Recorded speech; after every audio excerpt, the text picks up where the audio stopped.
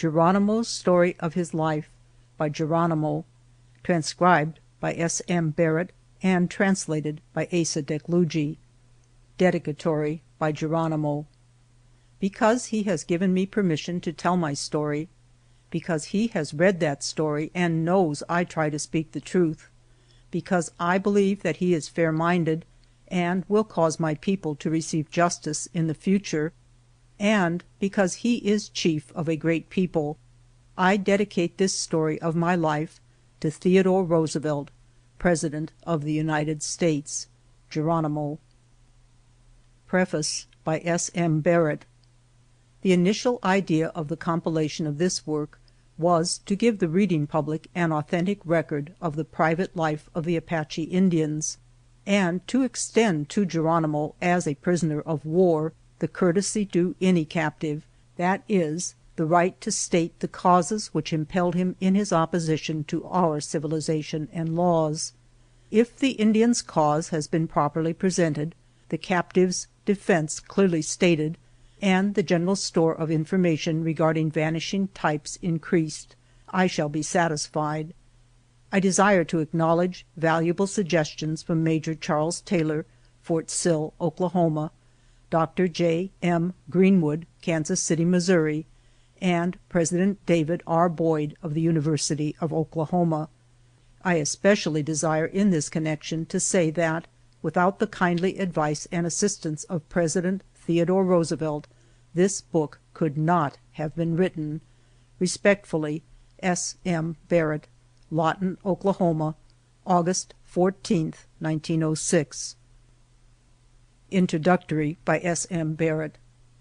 I first met Geronimo in the summer of 1904, when I acted for him as interpreter of English into Spanish and vice versa, in selling a war bonnet. After that he always had a pleasant word for me when we met, but never entered into a general conversation with me until he learned that I had once been wounded by a Mexican. As soon as he was told of this, he came to see me and expressed freely his opinion of the average Mexican and his aversion to all Mexicans in general. I invited him to visit me again, which he did, and upon his invitation I visited him at his tepee in the Fort Sill Military Reservation.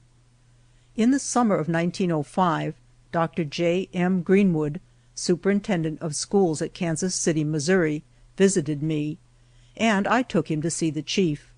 Geronimo was quite formal and reserved until Dr. Greenwood said, "I am a friend of General Howard, whom I have heard speak of you." "Come," said Geronimo, and led the way to a shade, had seats brought for us, put on his war bonnet, and served watermelon a la Apache, cut in big chunks, while he talked freely and cheerfully. When we left, he gave us a pressing invitation to visit him again. In a few days the old chief came to see me, and asked about my father. I said, "You mean the old gentleman from Kansas City? He has returned to his home." "He is your father?" said Geronimo. "No," I said, "my father died 25 years ago. Dr. Greenwood is only my friend." After a moment's silence the old Indian spoke again, this time in a tone of voice intended to carry conviction, or at least to allow no further discussion. "Your natural father is dead. This man has been your friend and adviser from youth. By adoption he is your father. Tell him he is welcome to come to my home at any time." It was of no use to explain any more, for the old man had determined not to understand my relation to Dr. Greenwood except in accordance with Indian customs, and I let the matter drop. In the latter part of that summer I asked the old chief to allow me to publish some of the things he had told me, but he objected, saying, however, that if I would pay him, and if the officers in charge did not object, he would tell me the whole story of his life. I immediately called at the Fort Sill, and asked the officer in charge, Lieutenant Purrington, for permission to write the life of Geronimo. I was promptly informed that the privilege would not be granted.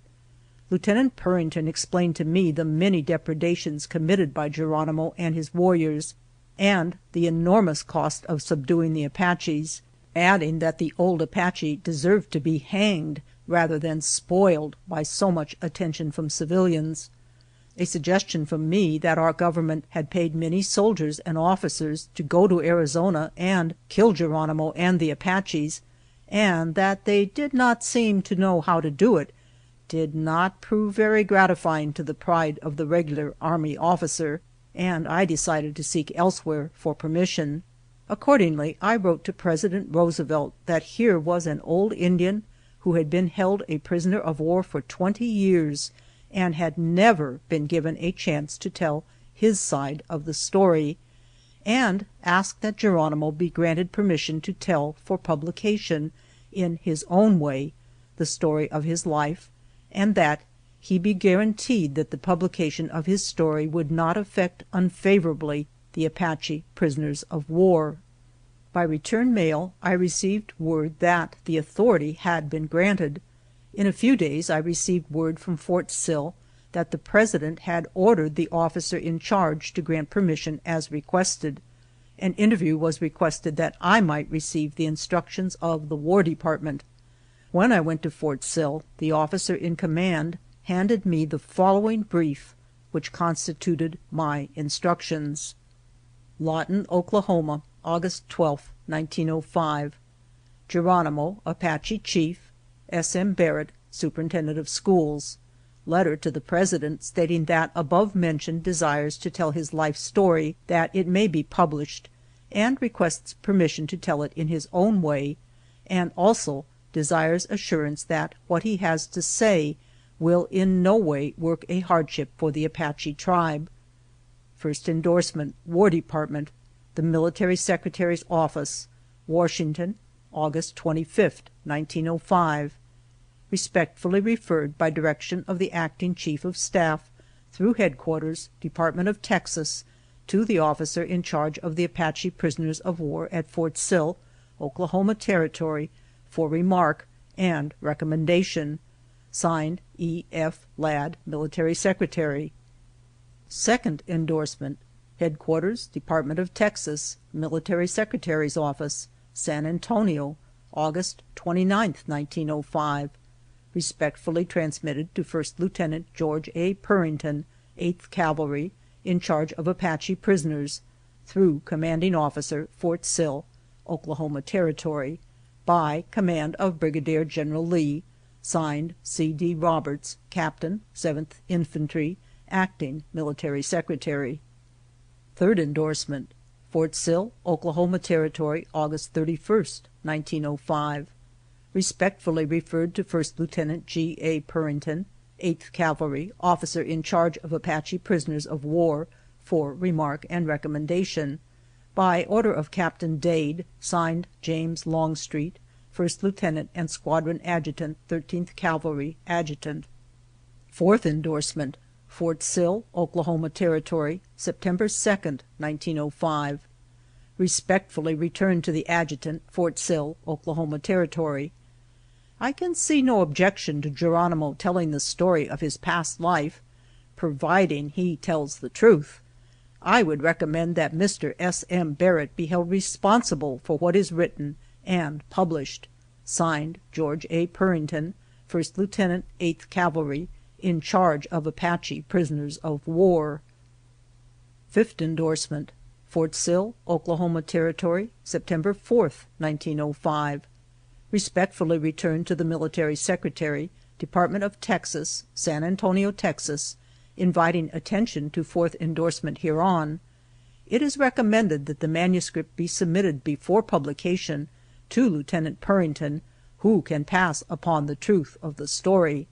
Signed, A. L. Dade, Captain, 13th Cavalry, Commanding. Sixth endorsement, Headquarters, Department of Texas, San Antonio, September 8, 1905. Respectfully returned to the Military Secretary, War Department, Washington, D.C., inviting attention to the preceding endorsement hereon, which is concurred in. Signed, J. M. Lee, Brigadier General, Commanding. Seventh endorsement, War Department, Office of the Chief of Staff, Washington, September 13, 1905. respectfully submitted to the Honorable the Secretary of War, inviting attention to the foregoing endorsements. Signed, J. C. Bates, Major General, Acting Chief of Staff. 8th Endorsement. War Department, September 15, 1905. Respectfully returned to the Acting Chief of Staff to grant the necessary authority in this matter through official channels, with the express understanding that the manuscript of the book shall be submitted to him before publication. Upon receipt of such manuscript, the Chief of Staff will submit it to such person as he may select as competent to make a proper and critical inspection of the proposed publication. Signed, Robert Shaw Oliver, Acting Secretary of War. 9th Endorsement. War Department, the Military Secretary's Office, Washington, September 18, 1905. Respectfully returned, by direction of the Acting Chief of Staff, to the Commanding General, Department of Texas, who will give the necessary instructions for carrying out the directions of the Acting Secretary of War contained in the 8th Endorsement. It is desired that Mr. Barrett be advised accordingly. Signed, Henry P. McCain, Military Secretary. 10th Endorsement. Headquarters, Department of Texas, Military Secretary's Office, San Antonio, September 23, 1905. Respectfully referred to the Commanding Officer, Fort Sill, Oklahoma Territory, who will give the necessary instructions for carrying out the direction of the Acting Secretary of War contained in the 8th Endorsement hereon. This paper will be shown and fully explained to Mr. Barrett, and then returned to these headquarters, by order of Colonel Hughes. Signed, George Van Horn Mosley, 1st Lieutenant, 1st Cavalry, Aide-de-Camp, Acting Military Secretary.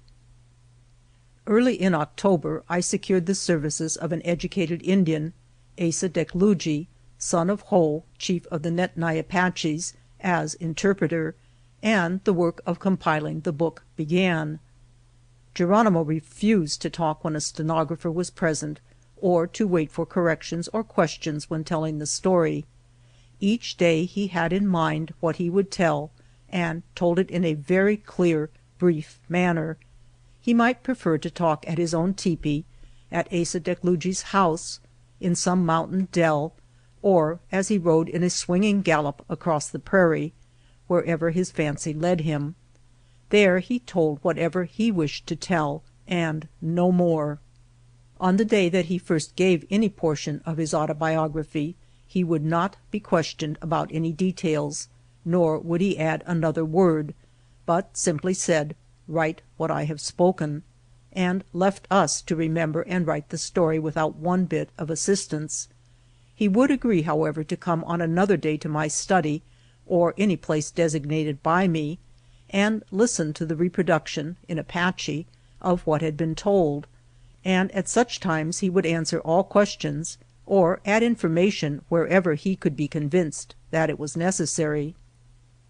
He soon became so tired of bookmaking that he would have abandoned the task but for the fact that he had agreed to tell the complete story. When he once gives his word, nothing will turn him from fulfilling his promise. A very striking illustration of this was furnished by him early in January 1906. He had agreed to come to my study on a certain date, but at the appointed hour the interpreter came alone, and said that Geronimo was very sick with cold and fever. He had come to tell me that we must appoint another date, as he feared the old warrior had an attack of pneumonia. It was a cold day, and the interpreter drew a chair up to the grate to warm himself after the exposure of the long ride. Just as he was seating himself, he looked out of the window, then rose quickly and without speaking pointed to a rapidly moving object coming our way. In a moment I recognized the old chief, riding furiously, evidently trying to arrive as soon as the interpreter did, his horse flecked with foam and reeling from exhaustion. Dismounting, he came in and said in a hoarse whisper, "I promised to come. I am here." I explained to him that I had not expected him to come on such a stormy day, and that in his physical condition he must not try to work. He stood for some time, and then, without speaking, left the room, remounted his tired pony, and with bowed head faced 10 long miles of cold north wind. He had kept his promise. When he had finished his story, I submitted the manuscript to Major Charles W. Taylor, 18th Cavalry, Commandant, Fort Sill, Oklahoma, who gave me some valuable suggestions as to additional related information which I asked Geronimo to give. In most cases the old chief gave the desired information, but in some instances he refused, stating his reasons for so doing.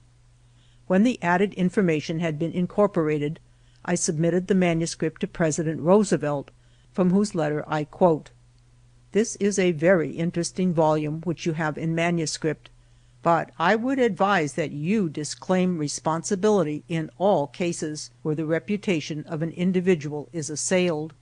In accordance with that suggestion, I have appended notes throughout the book disclaiming responsibility for adverse criticisms of any persons mentioned by Geronimo. On June 2, 1906, I transmitted the complete manuscript to the War Department. The following quotation is from the letter of transmission: "In accordance with Endorsement No. 8 of the brief submitted to me by the commanding officer of Fort Sill, which endorsement constituted the instructions of the Department, I submit herewith the manuscript of the autobiography of Geronimo. The manuscript has been submitted to the President, and at his suggestion I have disclaimed any responsibility for the criticisms made by Geronimo of individuals mentioned." End quote. 6 weeks after the manuscript was forwarded, Thomas C. Berry, Brigadier General, Assistant to the Chief of Staff, sent to the President the following: quote, "Memorandum for the Secretary of War. Subject: Manuscript of the Autobiography of Geronimo. The paper herewith, which was referred to this office on July 6th, with instructions to report as to whether there is anything objectionable in it, is returned. The manuscript is an interesting autobiography of a notable Indian, made by himself. There are a number of passages which, from the departmental point of view, are decidedly objectionable. These are found on pages 73, 74, 90, 91, and 97, and are indicated by marginal lines in red. The entire manuscript appears in a way important as showing the Indian side of a prolonged controversy, but it is believed that the document, either in whole or in part, should not receive the approval of the War Department." End quote. The memorandum is published that the objections of the War Department may be made known to the public. The objection is raised to the mention on pages 73 and 74 of the manuscript of an attack upon Indians in a tent at Apache Pass, or Bowie, by U.S. soldiers. The statement of Geronimo is, however, substantially confirmed by L.C. Hughes, editor of The Star, Tucson, Arizona. On pages 90 and 91 of the manuscript, Geronimo criticized General Crook. This criticism is simply Geronimo's private opinion of General Crook. We deem it a personal matter and leave it without comment, as it in no way concerns the history of the Apaches. On page 97 of the manuscript, Geronimo accuses General Miles of bad faith. Of course, General Miles made the treaty with the Apaches, but we know very well that he is not responsible for the way the government subsequently treated the prisoners of war. However, Geronimo cannot understand this, and fixes upon General Miles the blame for what he calls unjust treatment. One could not expect the Department of War to approve adverse criticisms of its own acts, but it is especially gratifying that such a liberal view has been taken of these criticisms, and also that such a frank statement of the merits of the autobiography is submitted in the memorandum. Of course, neither the President nor the War Department is in any way responsible for what Geronimo says. He has simply been granted the opportunity to state his own case as he sees it. The fact that Geronimo has told the story in his own way is doubtless the only excuse necessary to offer for the many unconventional features of this work. End of dedicatory, preface, and introductory.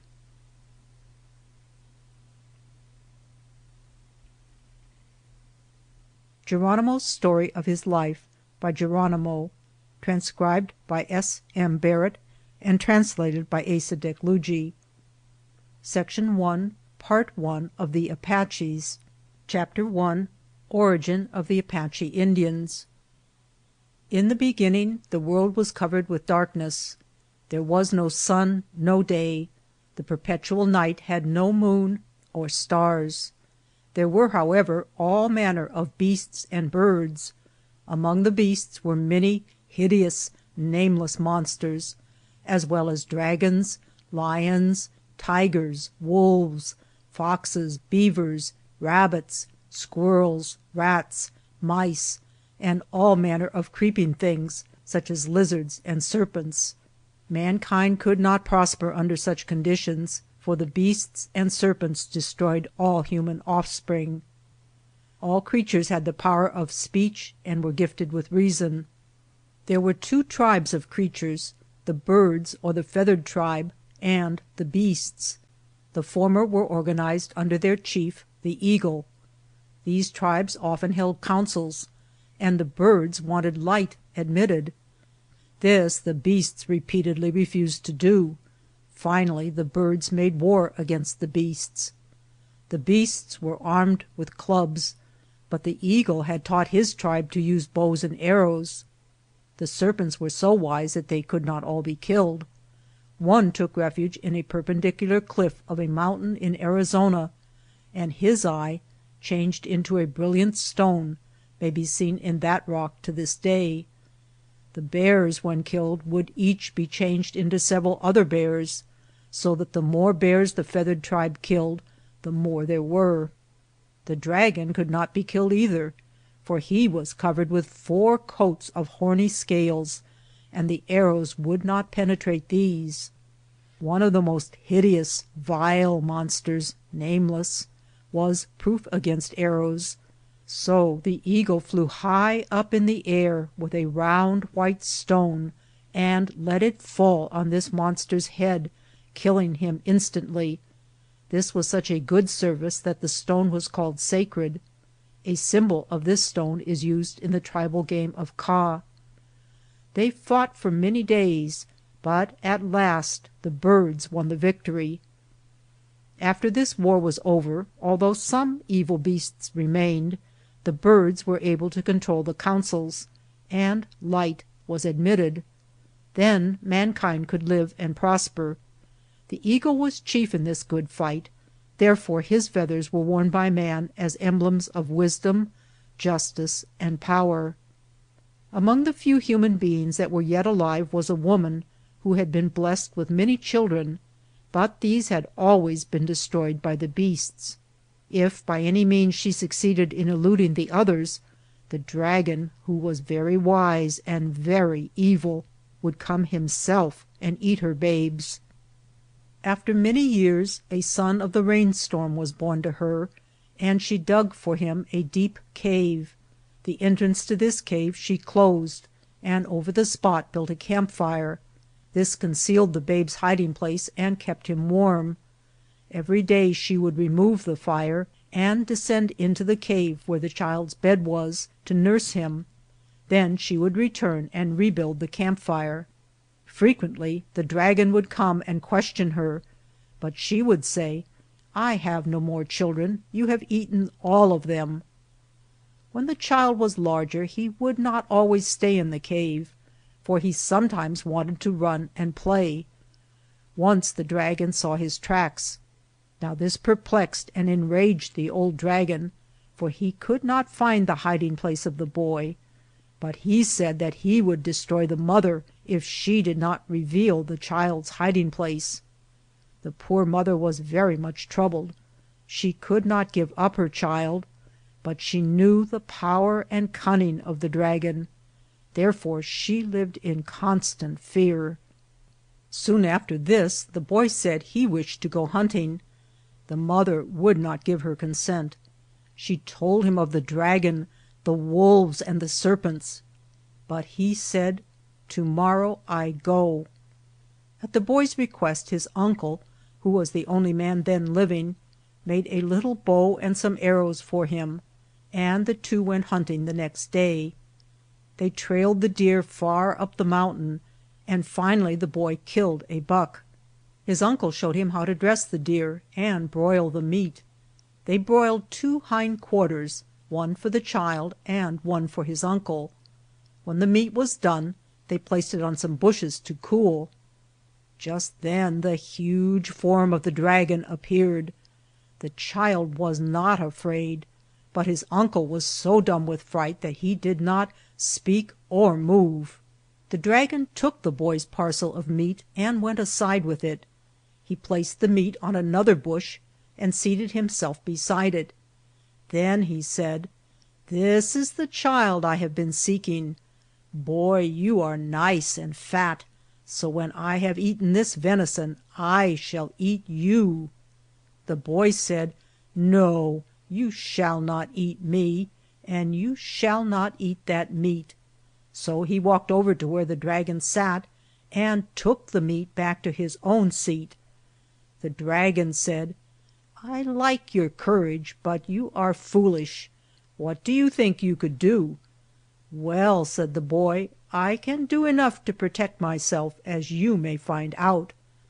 Then the dragon took the meat again, and then the boy retook it.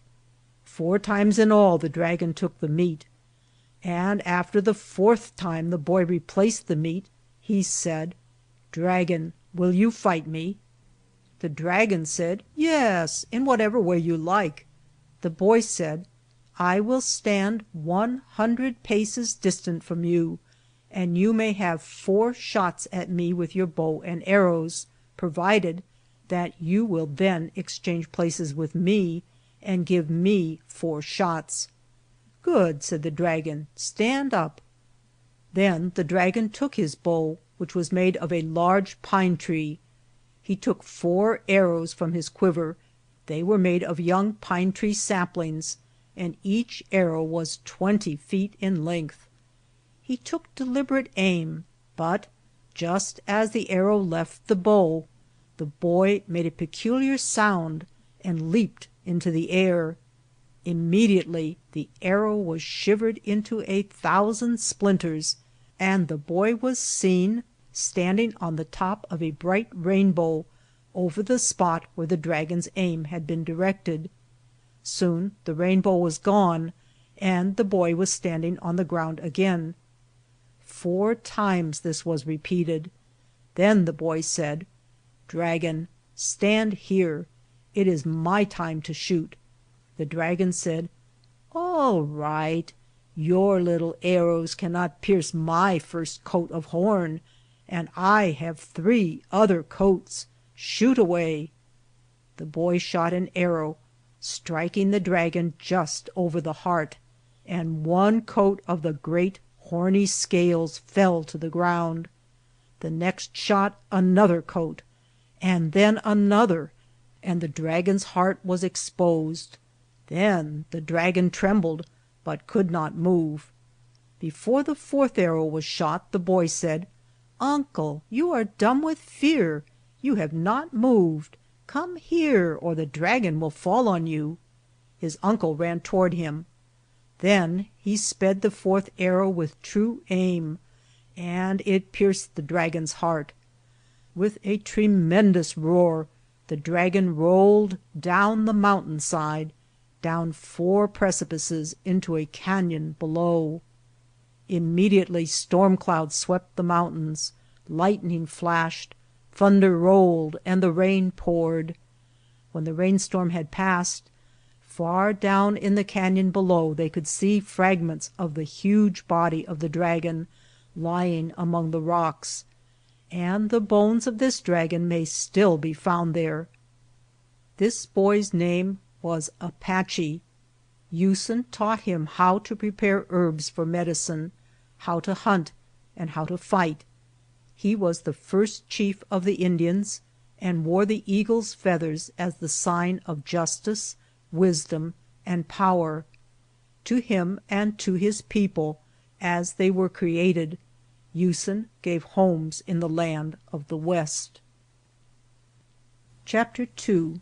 Subdivisions of the Apache Tribe. The Apache Indians are divided into 6 subtribes. To one of these, the Bedonkohe, I belong. Our tribe inhabited that region of mountainous country which lies west from the east line of Arizona and south from the headwaters of the Gila River. East of us lived the Chihenne, Ojo Caliente, Hot Springs Apaches. Our tribe never had any difficulty with them. Victoria, their chief, was always a friend to me. He always helped our tribe when we asked him for help. He lost his life in the defense of the rights of his people. He was a good man and a brave warrior. His son Charlie now lives here in this reservation with us. North of us lived the White Mountain Apaches. They were not always on the best of terms with our tribe, yet we seldom had any war with them. I knew their chief, Hashkayala, personally, and I considered him a good warrior. Their range was next to that of the Navajo Indians, who were not of the same blood as the Apaches. We held councils with all Apache tribes, but never with the Navajo Indians. However, we traded with them and sometimes visited them. To the west of our country ranged the Chihenne Apaches. They had 2 chiefs within my time, Cosito and Codahoya. They were friendly but not intimate with our tribe. South of us lived the Chiconan, Chiricahua Apaches, whose chief in the old days was Cochise, and later his son Naiche. This tribe was always on the most friendly terms with us. We were often in camp and on the trail together.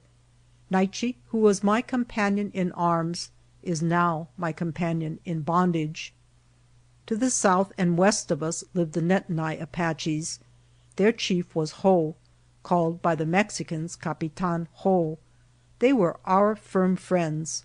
The land of this tribe lies partly in Old Mexico and partly in Arizona. Ho and I often camped and fought side by side as brothers.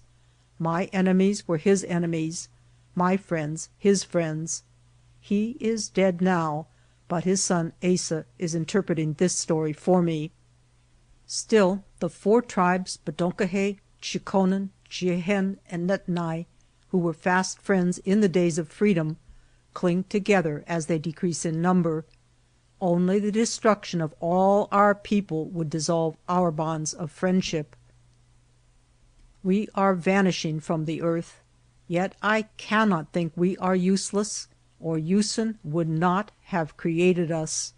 He created all tribes of men, and certainly had a righteous purpose in creating each. For each tribe of men Usen created, he also made a home.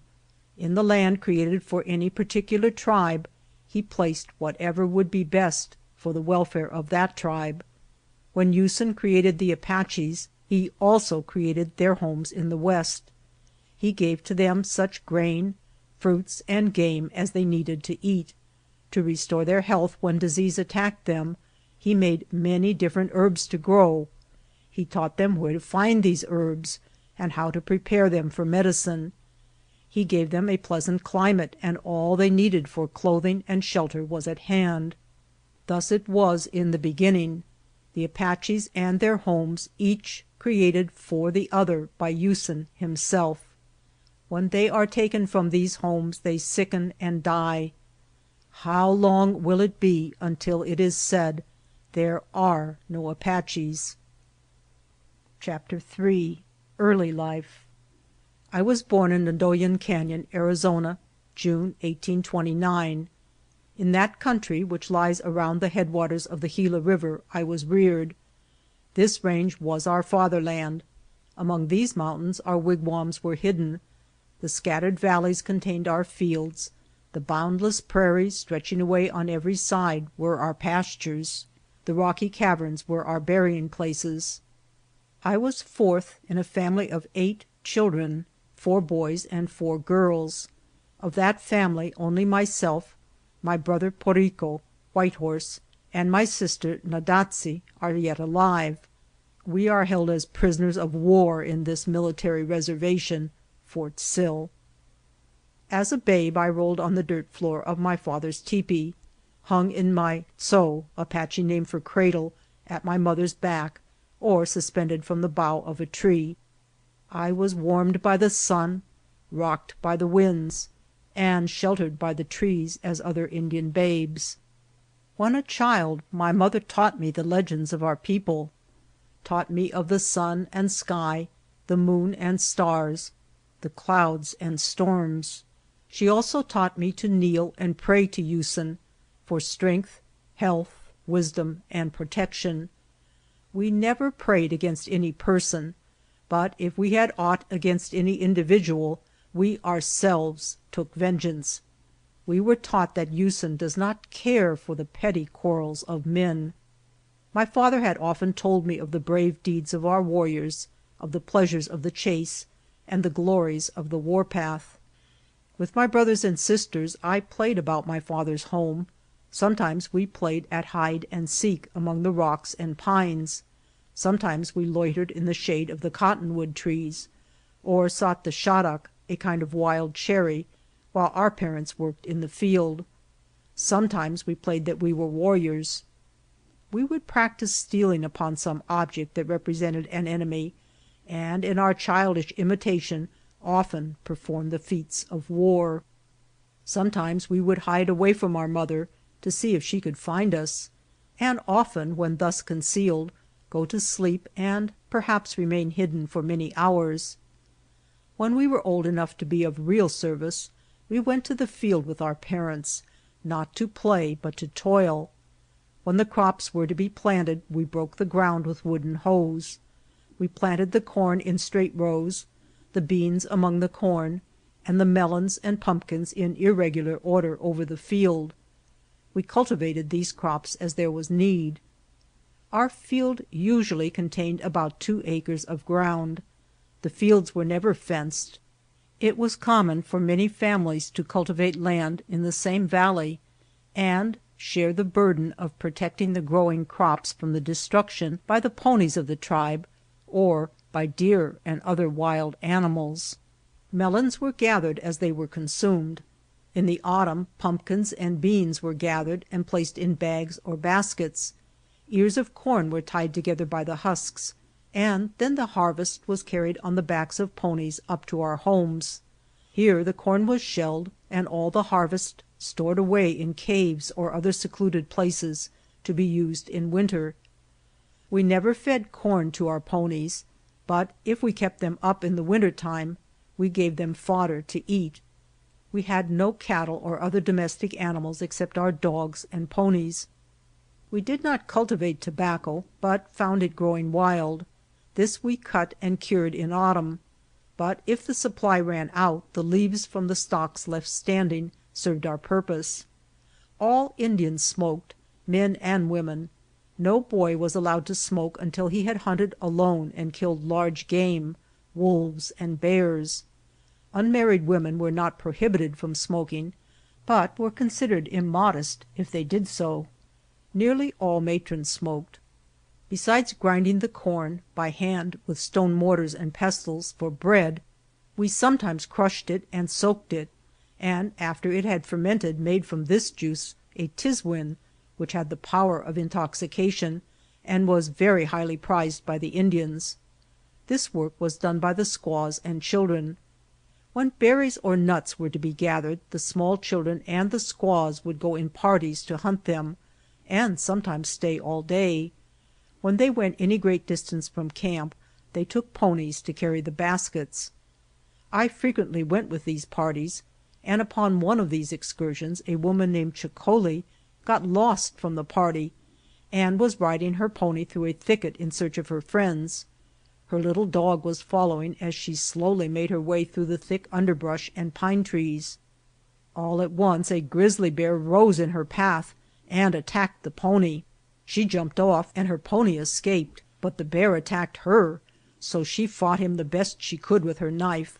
Her little dog, by snapping at the bear's heels and detracting his attention from the woman, enabled her for some time to keep pretty well out of his reach. Finally the grizzly struck her over the head, tearing off almost her whole scalp. She fell, but did not lose consciousness, and while prostrate struck him 4 good licks with her knife, and he retreated. After he had gone she replaced her torn scalp and bound it up as best she could. Then she turned deathly sick and had to lie down. That night her pony came into camp with his load of nuts and berries, but no rider. The Indians hunted for her, but did not find her until the 2nd day.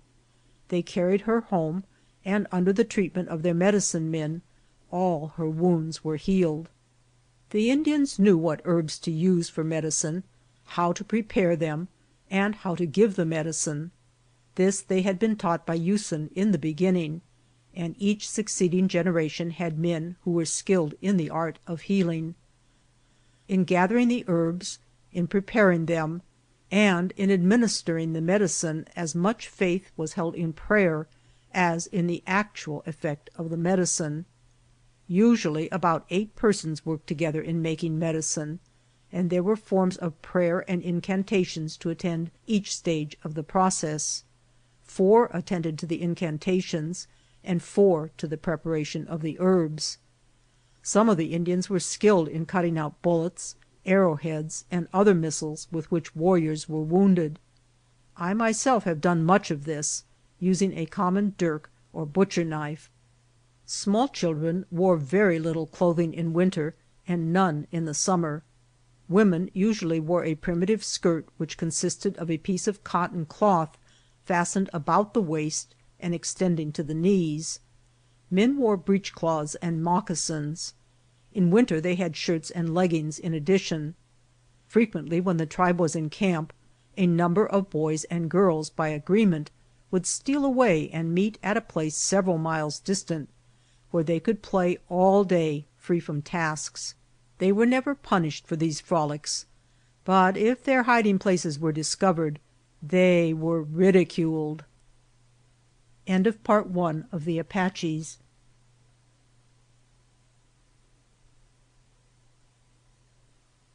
Geronimo's Story of His Life by Geronimo, transcribed by S. M. Barrett and translated by Asa Dekluji. Section 2, Part 2 of the Apaches. Chapter 4, Tribal Amusements, Manners, and Customs. To celebrate each noted event, a feast and dance would be given. Perhaps only our own people, perhaps neighboring tribes would be invited. These festivities usually lasted for about 4 days. By day we feasted. By night, under the direction of some chief, we danced. The music for our dance was singing led by the warriors, and accompanied by beating the esadadeni, buckskin, on a hoop. No words were sung, only the tones. When the feasting and dancing were over, we would have horse races, foot races, wrestling, jumping, and all sorts of games, gambling. Among these games the most noted was the tribal game of ka, foot. It is played as follows. 4 moccasins are placed about 4 feet apart in holes in the ground, dug in a row on one side of the camp, and on the opposite side a similar parallel row. At night a campfire is started between these 2 rows of moccasins, and the players are arranged on sides, 1 or any number on each side. The score is kept by a bundle of sticks, from which each side takes a stick for every point won. First one side takes the bone, a symbol of the white rock used by the eagle in slaying the nameless monster, puts up blankets between the 4 moccasins and the fire so that the opposing team cannot observe their movements, and then begin to sing the legends of creation. The side having the bone represents the feathered tribe. The opposite side represents the beasts. The players representing the birds do all the singing, and while singing hide the bone in one of the moccasins. Then the blankets are thrown down. They continue to sing, but as soon as the blankets are thrown down, the chosen player from the opposing team, armed with a war club, comes to their side of the campfire and with his club strikes the moccasin in which he thinks the bone is hidden. If he strikes the right moccasin, his side gets the bone, and in turn represents the birds, while the opposing team must keep quiet and guess in turn.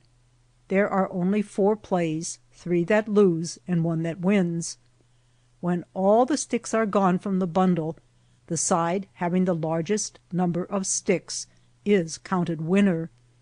This game is seldom played except as a gambling game, but for that purpose it is the most popular game known to the tribe. Usually the game lasts 4 or 5 hours. It is never played in daytime. After the games are all finished, the visitors say, "We are satisfied," and the camp is broken up. I was always glad when the dances and feasts were announced. So were all the other young people. Our life also had a religious side. We had no churches, no religious organizations, no Sabbath day, no holidays, and yet we worshiped. Sometimes the whole tribe would assemble to sing and pray. Sometimes a smaller number, perhaps only 2 or 3.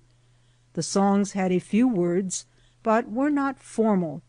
The singer would occasionally put in such words as he wished, instead of the usual tone sound. Sometimes we prayed in silence.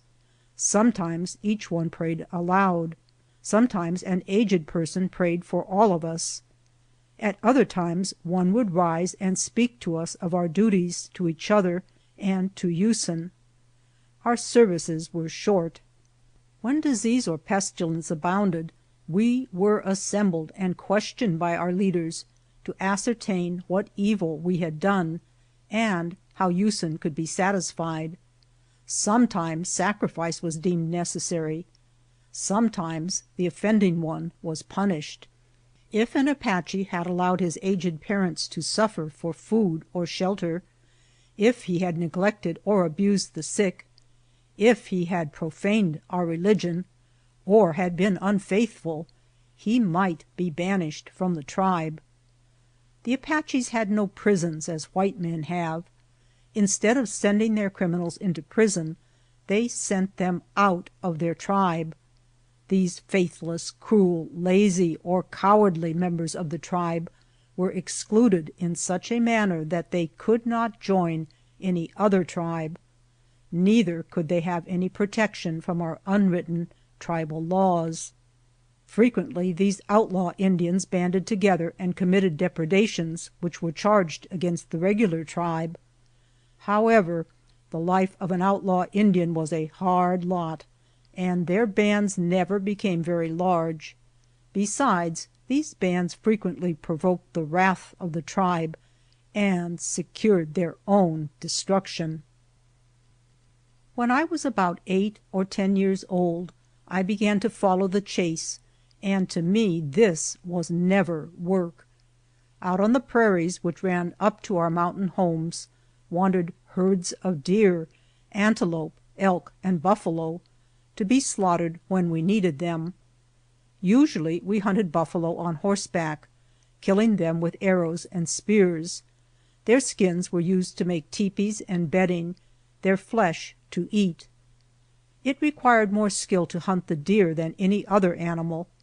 We never tried to approach a deer except against the wind. Frequently we would spend hours in stealing upon some grazing deer. If they were in the open, we would crawl long distances on the ground, keeping a weed or brush before us so that our approach would not be noticed. Often we would kill several out of one herd before the others would run away. Their flesh was dried and packed in vessels and would keep in this condition for many months. The hide of the deer was soaked in water and ashes and the hair removed, and then the process of tanning continued until the buckskin was soft and pliable. Perhaps no other animal was more valuable to us than the deer. In the forests and along the streams were many wild turkeys. These we would drive to the plains, then slowly ride up toward them until they were almost tired out. When they began to drop and hide, we would ride in upon them, and by swinging from the side of our horses, catch them. If one started to fly, we would ride swiftly under him and kill him with a short stick or hunting club. In this way we could usually get as many wild turkeys as we could carry home on a horse. There were many rabbits in our range, and we also hunted them on horseback. Our horses were trained to follow the rabbit at full speed, and as they approached them, we would swing from one side of the horse and strike the rabbit with our hunting club. If he was too far away, we would throw the stick and kill him. This was great sport when we were boys, but as warriors we seldom hunted small game. There were many fish in the streams, but as we did not eat them, we did not try to catch or kill them.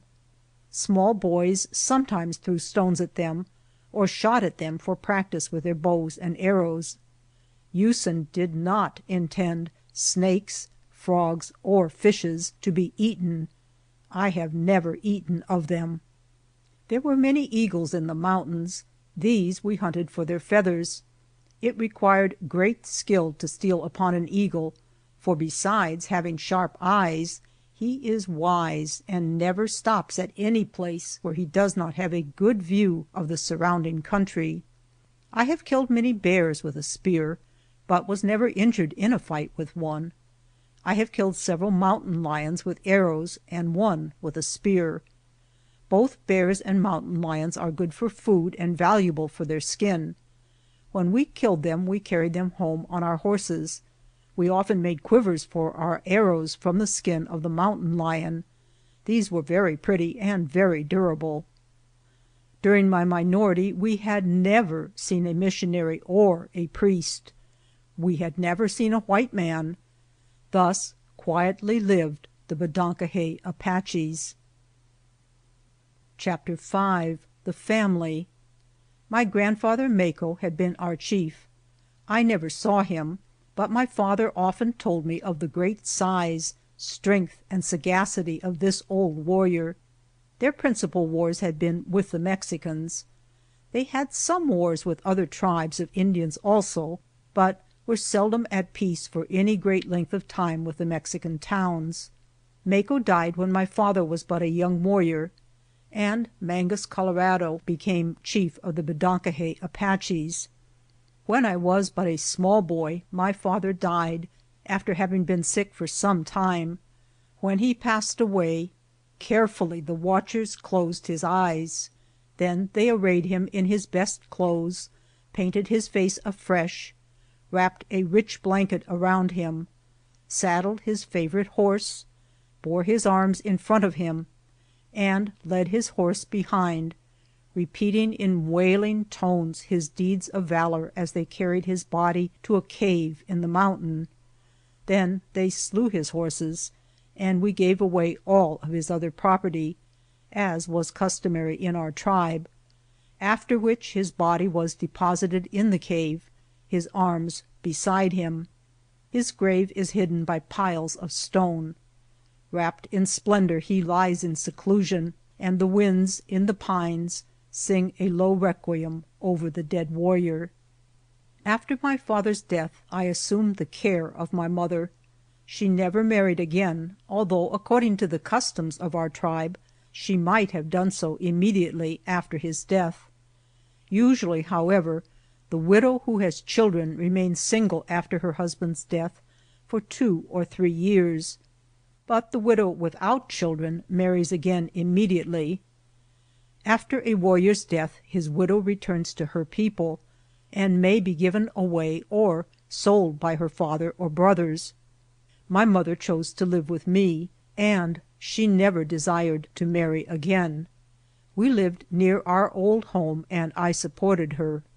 In 1846, being 17 years of age, I was admitted to the council of the warriors. Then I was very happy, for I could go wherever I wanted and do whatever I liked. I had not been under the control of any individual, but the customs of our tribe prohibited me from sharing the glories of the warpath until the council admitted me. When opportunity offered after this, I could go on the warpath with my tribe. This would be glorious. I hoped soon to serve my people in battle. I had long desired to fight with our warriors. Perhaps the greatest joy to me was that now I could marry the fair Alope, daughter of Naposo. She was a slender, delicate girl, but we had been lovers for a long time. So, as soon as the council granted me these privileges, I went to see her father concerning our marriage. Perhaps our love was of no interest to him. Perhaps he wanted to keep Alope with him, for she was a dutiful daughter. At any rate, he asked many ponies for her. I made no reply, but in a few days appeared before his wigwam with the herd of ponies, and took with me Alope. This was all the marriage ceremony necessary in our tribe. Not far from my mother's tepee I had made for us a new home. The tepee was made of buffalo hides, and in it were many bear robes, lion hides, and other trophies of the chase, as well as my spears, bows, and arrows. Alope had made many little decorations of beads and drawn work on buckskin, which she placed in our tepee. She also drew many pictures on the walls of our home. She was a good wife, but she was never strong. We followed the traditions of our fathers and were happy. 3 children came to us, children that played, loitered, and worked as I had done. Chapter 6. Caskia. In the summer of 1858, being at peace with the Mexican towns as well as with all the neighboring Indian tribes, we went south into Old Mexico to trade. Our whole tribe, Bedonkohe Apaches, went through Sonora towards Casa Grande, our destination. But just before reaching that place we stopped at another Mexican town called by the Indians Caskia. Here we stayed for several days, camping just outside the city. Every day we would go into town to trade, leaving our camp under the protection of a small guard so that our arms, supplies, and women and children would not be disturbed during our absence. Late one afternoon, when returning from town, we were met by a few women and children who told us that the Mexican troops from some other town had attacked our camp, killed all the warriors of the guard, captured all our ponies, secured our arms, destroyed our supplies, and killed many of our women and children. Quickly we separated, concealing ourselves as best we could until nightfall, when we assembled at our appointed place of rendezvous, a thicket by the river. Silently we stole in one by one. Sentinels were placed, and when all were counted, I found that my aged mother, my young wife, and my 3 small children were among the slain. There were no lights in camp, so without being noticed I silently turned away and stood by the river. How long I stood there I do not know, but when I saw the warriors arranging for a council, I took my place.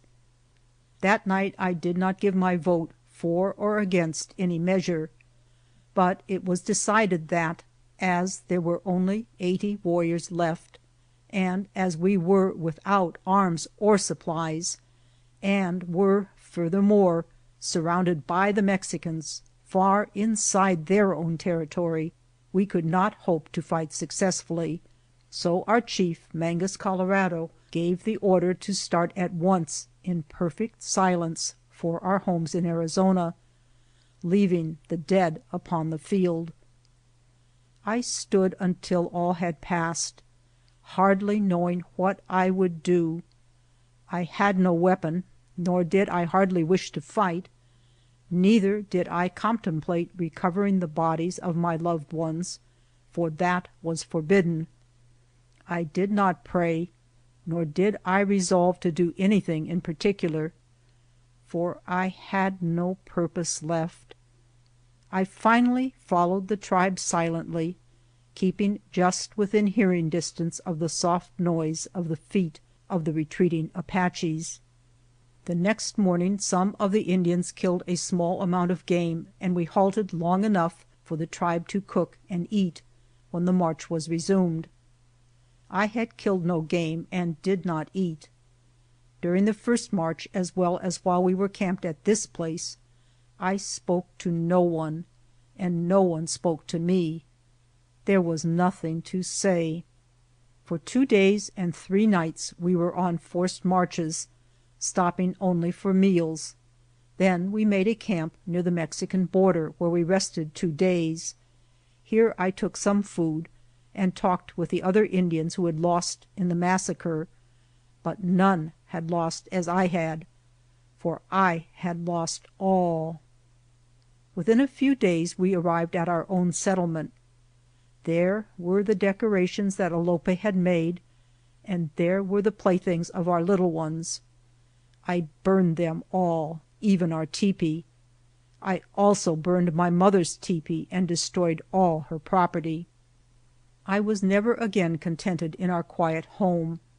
True, I could visit my father's grave, but I had vowed vengeance upon the Mexican troopers who had wronged me, and whenever I came near his grave, or saw anything to remind me of my former happy days, my heart would ache for revenge upon Mexico.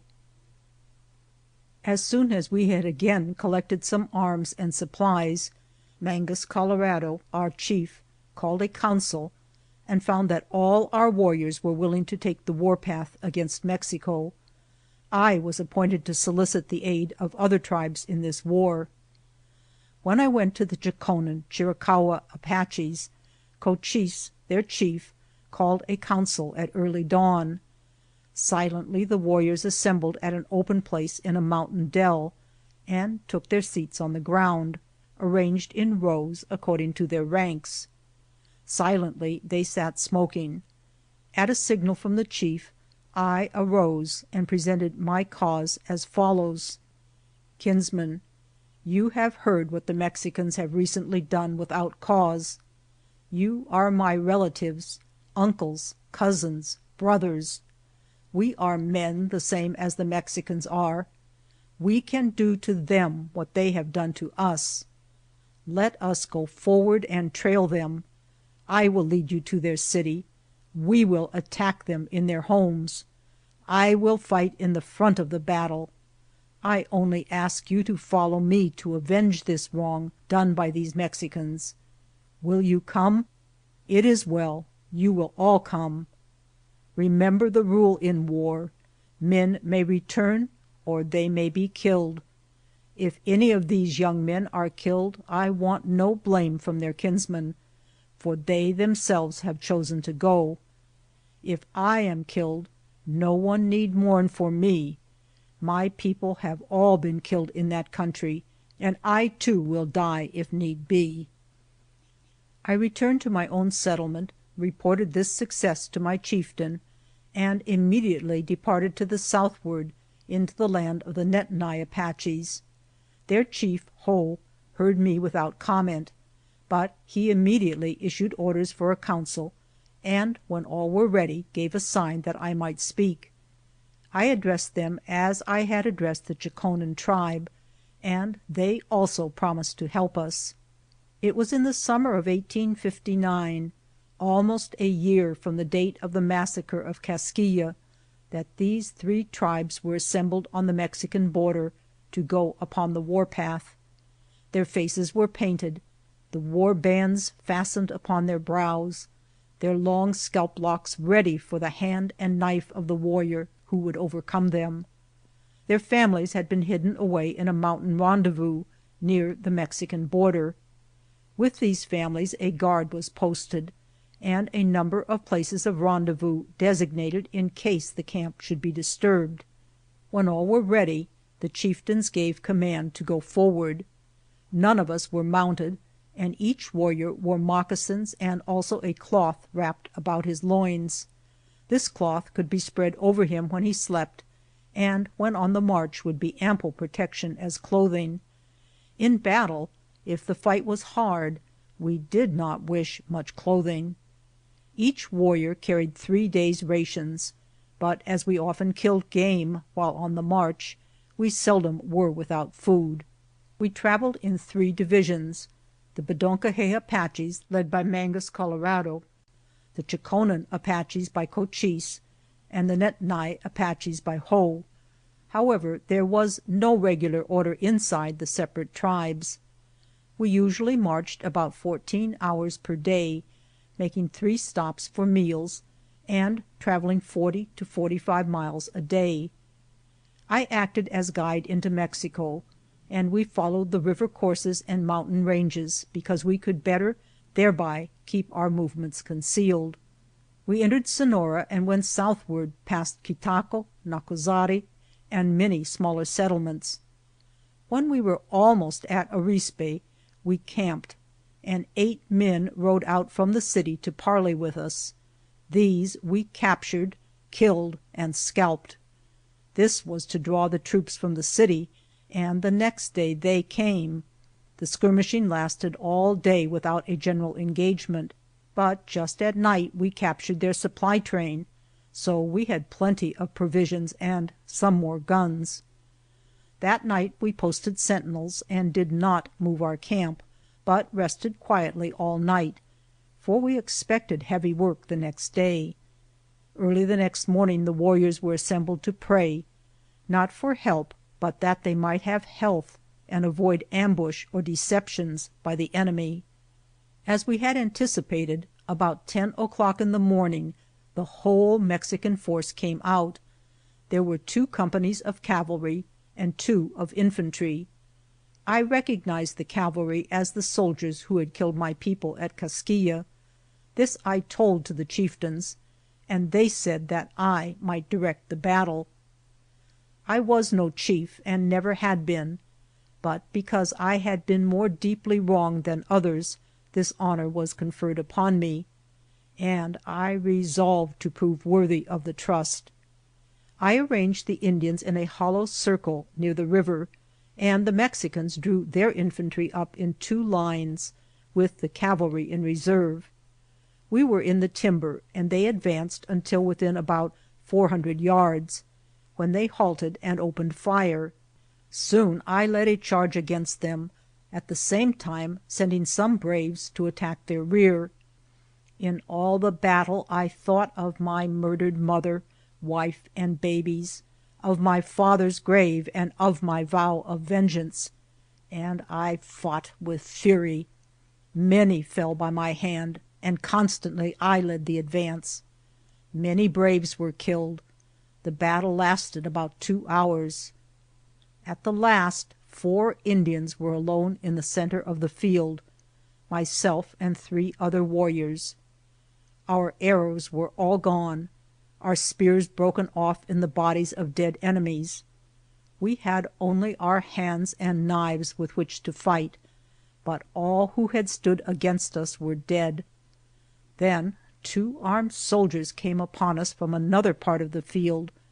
They shot down 2 of our men, and we, the remaining 2, fled toward our own warriors. My companion was struck down by a saber, but I reached our warriors, seized a spear, and turned. The one who pursued me missed his aim and fell by my spear. With his saber I met the trooper who had killed my companion, and we grappled and fell. I killed him with my knife and quickly rose over his body, brandishing his saber, seeking for other troopers to kill. There were none, but the Apaches had seen.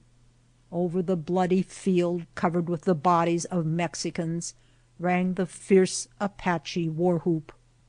Still covered with the blood of my enemies, still holding my conquering weapon, still hot with the joy of battle, victory, and vengeance, I was surrounded by the Apache braves and made war chief of all the Apaches.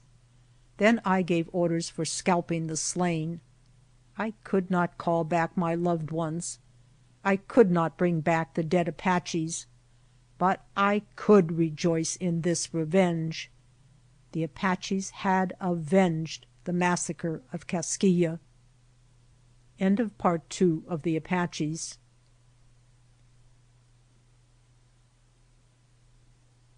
Geronimo's Story of His Life by Geronimo, transcribed by S. M. Barrett and translated by Asa Deklugi. Part 1 of the Mexicans. Chapter 7, Fighting Under Difficulties. All the other Apaches were satisfied after the Battle of Caskia, but I still desired more revenge. For several months we were busy with the chase and other peaceful pursuits. Finally I succeeded in persuading 2 other warriors, Acochne and Codeni, to go with me to invade the Mexican country. We left our families with the tribe and went on the warpath. We were on foot and carried 3 days' rations. We entered Mexico on the north line of Sonora and followed the Sierra de Atunes mountains to the south end of the range. Here we decided to attack a small village. I do not know the name of this village. At daylight we approached from the mountains. 5 horses were hitched outside. We advanced cautiously, but just before we reached the horses, the Mexicans opened fire from the houses. My 2 companions were killed. Mexicans swarmed on every side. Some were mounted, some were on foot, and all seemed to be armed. 3 times that day I was surrounded, but I kept fighting, dodging, and hiding. Several times during the day, while in concealment, I had a chance to take deliberate aim at some Mexican who, gun in hand, was looking for me. I do not think I missed my aim either time. With the gathering darkness I found more time to retreat toward Arizona. But the Mexicans did not quit the chase. Several times the next day mounted Mexicans tried to head me off. Many times they fired on me. But I had no more arrows, so I depended upon running and hiding, although I was very tired. I had not eaten since the chase began, nor had I dared to stop for rest. The second night I got clear of my pursuers, but I never slackened my pace until I reached our home in Arizona. I came into our camp without booty, without my companions, exhausted, but not discouraged. The wives and children of my 2 dead companions were cared for by their people. Some of the Apaches blamed me for the evil result of the expedition, but I said nothing. Having failed, it was only proper that I should remain silent. But my feelings towards the Mexicans did not change. I still hated them and longed for revenge. I never ceased to plan for their punishment, but it was hard to get the other warriors to listen to my proposed raids. In a few months after this last adventure, I persuaded 2 other warriors to join me in raiding the Mexican frontier. On our former raid we had gone through the Nedni Apaches' range into Sonora. This time we went through the country of the Chokonen and entered the Sierra Madre Mountains. We traveled south, secured more rations, and prepared to begin our raids. We had selected a village near the mountains which we intended to attack at daylight. While asleep that night, Mexican scouts discovered our camp and fired on us, killing 1 warrior. In the morning we observed a company of Mexican troops coming from the south. They were mounted and carried supplies for a long journey. We followed their trail until we were sure that they were headed for our range in Arizona. Then we hurried past them and in 3 days reached our own settlement. We arrived at noon, and that afternoon, about 3 o'clock, these Mexican troops attacked our settlement. Their first volley killed 3 small boys. Many of the warriors of our tribe were away from home, but the few of us who were in camp were able to drive the troops out of the mountains before night. We killed 8 Mexicans and lost 5, 2 warriors and 3 boys. The Mexicans rode due south in full retreat. 4 warriors were detailed to follow them, and in 3 days these trailers returned, saying that the Mexican cavalry had left Arizona going southward. We were quite sure they would not return soon. Soon after this, in the summer of 1860, I was again able to take the warpath against the Mexicans, this time with 25 warriors. We followed the trail of the Mexican troops last mentioned, and entered the Sierra de Sahuaripa Mountains. The second day in these mountains our scouts discovered mounted Mexican troops.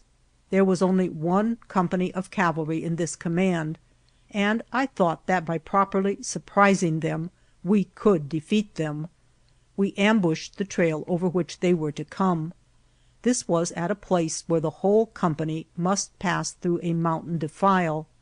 We reserved fire until all of the troops had passed through. Then the signal was given. The Mexican troopers, seemingly without a word of command, dismounted, and placing their horses on the outside of the company for breastworks, made a good fight against us. I saw that we could not dislodge them without using all our ammunition, so I led a charge. The warriors suddenly pressed in from all sides, and we fought hand to hand. During this encounter I raised my spear to kill a Mexican soldier just as he leveled his gun at me. I was advancing rapidly, and my foot slipping in a pool of blood, I fell under the Mexican trooper. He struck me over the head with the butt of his gun, knocking me senseless. Just at that instant a warrior who followed in my footsteps killed the Mexican with a spear. In a few minutes not a Mexican soldier was left alive. When the Apache war cry had died away, and their enemies had been scalped, they began to care for their dead and wounded. I was found lying unconscious where I had fallen. They bathed my head in cold water and restored me to consciousness.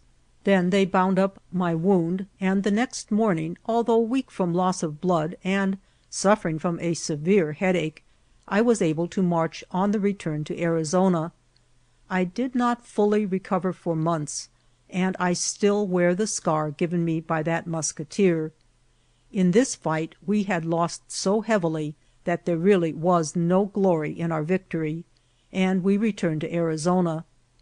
No one seemed to want to go on the warpath again that year. In the summer, 1861, with 12 warriors I again went into Mexico. We entered Chihuahua and followed south on the east side of the Sierra Madre Mountains 4 days' journey, then crossed over to the Sierra de Sahuaripa Range, not far east of Casa Grande. Here we rested 1 day and sent out scouts to reconnoiter. They reported pack trains camped 5 miles west of us. The next morning, just at daybreak, as these drivers were starting with their mule pack train, we attacked them. They rode away for their lives, leaving us the booty. The mules were loaded with provisions, most of which we took home. 2 mules were loaded with side meat or bacon. This we threw away. We started to take these pack trains home, going northward through Sonora. But when near Casita, Mexican troops overtook us. It was at daybreak, and we were just finishing our breakfast. We had no idea that we had been pursued or that our enemies were near until they opened fire. At the first volley, a bullet struck me a glancing lick, just at the lower corner of the left eye, and I fell unconscious. All the other Indians fled to cover. The Mexicans, thinking me dead, started in pursuit of the fleeing Indians. In a few moments I regained consciousness and had started at full speed for the woods, when another company coming up opened fire on me. Then the soldiers who had been chasing the other Indians turned, and I stood between 2 hostile companies. But I did not stand long. Bullets whistled in every direction and at close range to me. One inflicted a slight flesh wound on my side, but I kept running, dodging, and fighting until I got clear of my pursuers. I climbed up a steep canyon where the cavalry could not follow. The troopers saw me, but did not dismount and try to follow. I think they were wise not to come on. It had been understood that in case of surprise with this booty, Our place of rendezvous should be the Santa Bita Mountains in Arizona. We did not reassemble in Mexico, but traveled separately, and in 3 days we were encamped in our place of rendezvous. From this place we returned home empty-handed. We had not even a partial victory to report. I again returned wounded, but I was not yet discouraged. Again I was blamed by our people, and again I had no reply. After our return, many of the warriors had gone on a hunt, and some of them had gone north to trade for blankets from the Navajo Indians.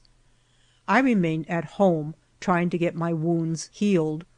One morning, just at daybreak, when the squaws were lighting the campfires to prepare breakfast, 3 companies of Mexican troops who had surrounded our settlement in the night opened fire.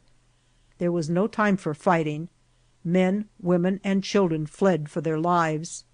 Many women and children and a few warriors were killed, and 4 women were captured. My left eye was still swollen shut, but with the other I saw well enough to hit one of the officers with an arrow and then make good my escape among the rocks. The troopers burned our teepees and took our arms, provisions, ponies, and blankets. Winter was at hand. There were not more than 20 warriors in camp at this time, and only a few of us had secured weapons during the excitement of the attack. A few warriors followed the trail of the troops as they went back to Mexico with their booty, but were unable to offer battle. It was a long, long time before we were able to go on the warpath against the Mexicans. The 4 women who were captured at this time by the Mexicans were taken into Sonora, Mexico, where they were compelled to work for the Mexicans.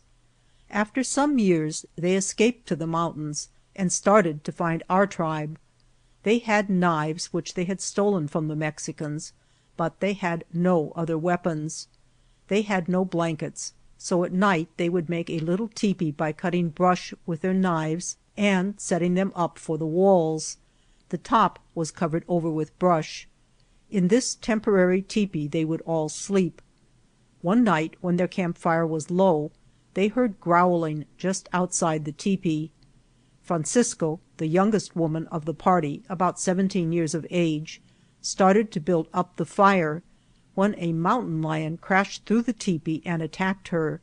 The suddenness of the attack made her drop her knife, but she fought as best she could with her hand. She was no match for the lion, however. Her left shoulder was crushed and partly torn away. The lion kept trying to catch her by the throat.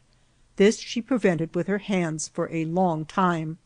He dragged her for about 300 yards.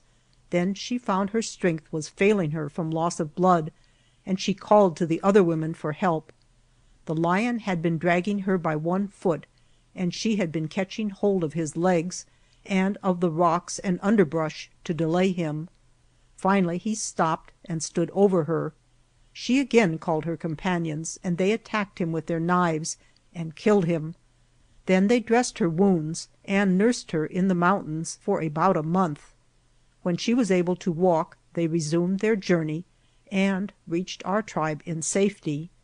This woman, Francisco, was held as a prisoner of war with the other Apaches and died on the Fort Sill Reservation in 1892. Her face was always disfigured with those scars, and she never regained perfect use of her hands. The 3 older women died before we became prisoners of war. Many women and children were carried away at different times by Mexicans. Not many of them ever returned, and those who did underwent many hardships in order to be again united with their people. Those who did not escape were slaves to the Mexicans, or perhaps even more degraded. When warriors were captured by the Mexicans, they were kept in chains. 4 warriors who were captured once at a place north of Casa Grande, called by the Indians Onas, were kept in chains for a year and a half, when they were exchanged for Mexicans whom we had captured. We never chained prisoners or kept them in confinement, but they seldom got away. Mexican men, when captured, were compelled to cut wood and herd horses. Mexican women and children were treated as our own people. Chapter 8. Raids that were successful. In the summer of 1862, I took 8 men and invaded Mexican territory. We went south on the west side of the Sierra Madre Mountains for 5 days, then in the night crossed over to the southern part of the Sierra de Sahuaripa range. Here we again camped to watch for pack trains. About 10 o'clock next morning, 4 drivers, mounted, came past our camp with a pack mule train. As soon as they saw us, they rode for their lives, leaving us the booty. This was a long train and packed with blankets, calico, saddles, tinware, and loaf sugar. We hurried home as fast as we could with these provisions, and on our return, while passing through a canyon in the Santa Catalina range of mountains in Arizona, met a white man driving a mule pack train. When we first saw him he had already seen us, and was riding at full tilt up the canyon. We examined his train and found that his mules were all loaded with cheese. We put them in with the other train and resumed our journey. We did not attempt to trail the driver, and I am sure he did not try to follow us. In 2 days we arrived at home. Then Mangus Colorado, our chief, assembled the tribe. We gave a feast, divided the spoils, and danced all night. Some of the pack mules were killed and eaten. This time after our return we kept out scouts so that we would know if Mexican troops should attempt to follow us. On the 3rd day our scouts came into camp and reported Mexican cavalry dismounted and approaching our settlement. All our warriors were in camp. Mangus Colorado took command of one division and I of the other. We hoped to get possession of their horses, then surround the troops in the mountains and destroy the whole company. This we were unable to do, for they too had scouts. However, within 4 hours after we started, we had killed 10 troopers with the loss of only 1 man, and the Mexican cavalry was in full retreat, followed by 30 armed Apaches, who gave them no rest until they were far inside the Mexican country. No more troops came that winter. For a long time we had plenty of provisions, plenty of blankets, and plenty of clothing. We also had plenty of cheese and sugar. Another summer, 1863, I selected 3 warriors and went on a raid into Mexico. We went south into Sonora, camping in the Sierra de Sahuaripa Mountains. About 40 miles west of Casa Grande is a small village in the mountains, called by the Indians Crasanas. We camped near this place and concluded to make an attack. We had noticed that just at midday no one seemed to be stirring, so we planned to make our attack at the noon hour. The next day we stole into the town at noon. We had no guns, but were armed with spears and bows and arrows. When the war whoop was given to open the attack, the Mexicans fled in every direction. Not one of them made any attempt to fight us. We shot some arrows at the retreating Mexicans, but killed only 1. Soon all was silent in the town and no Mexicans could be seen. When we discovered that all the Mexicans were gone, we looked through their houses and saw many curious things. These Mexicans kept many more kinds of property than the Apaches did. Many of the things we saw in the houses we could not understand, but in the stores we saw much that we wanted, so we drove in a herd of horses and mules and packed as much provisions and supplies as we could on them. Then we formed these animals into a pack train and returned safely to Arizona. The Mexicans did not even trail us. When we arrived in camp, we called the tribe together and feasted all day. We gave presents to everyone. That night the dance began, and it did not cease until noon the next day. This was, perhaps, the most successful raid ever made by us into Mexican territory. I do not know the value of the booty, but it was very great, for we had supplies enough to last our whole tribe for a year or more. End of Part 1 of The Mexicans.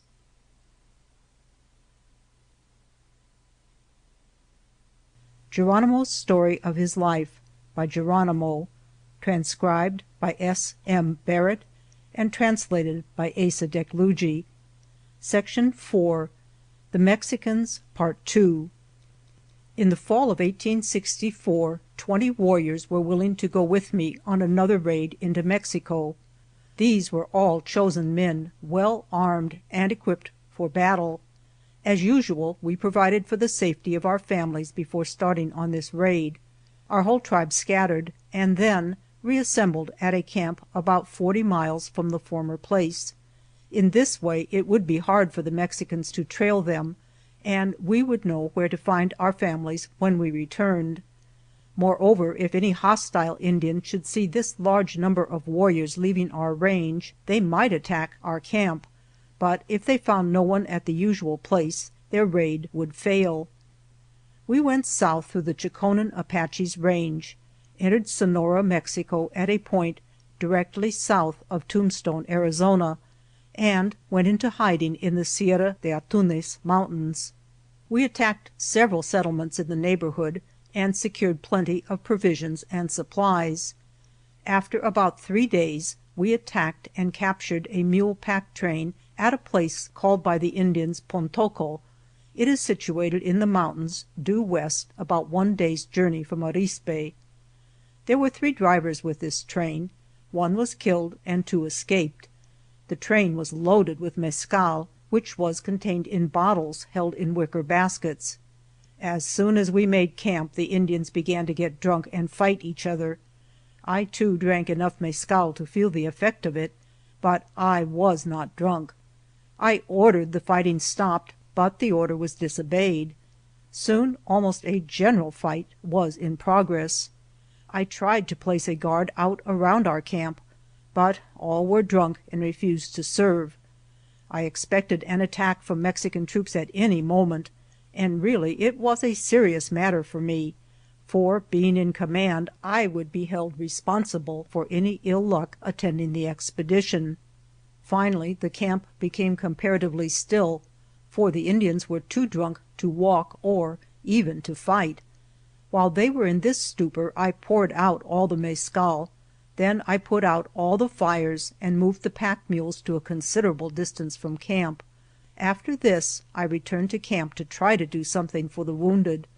I found that only 2 were dangerously wounded. From the leg of one of these I cut an arrowhead, and from the shoulder of another I withdrew a spear point. When all the wounds had been cared for, I myself kept guard until morning. The next day we loaded our wounded on the pack mules and started for Arizona. The next day we captured some cattle from a herd and drove them home with us, but it was a very difficult matter to drive cattle when we were on foot.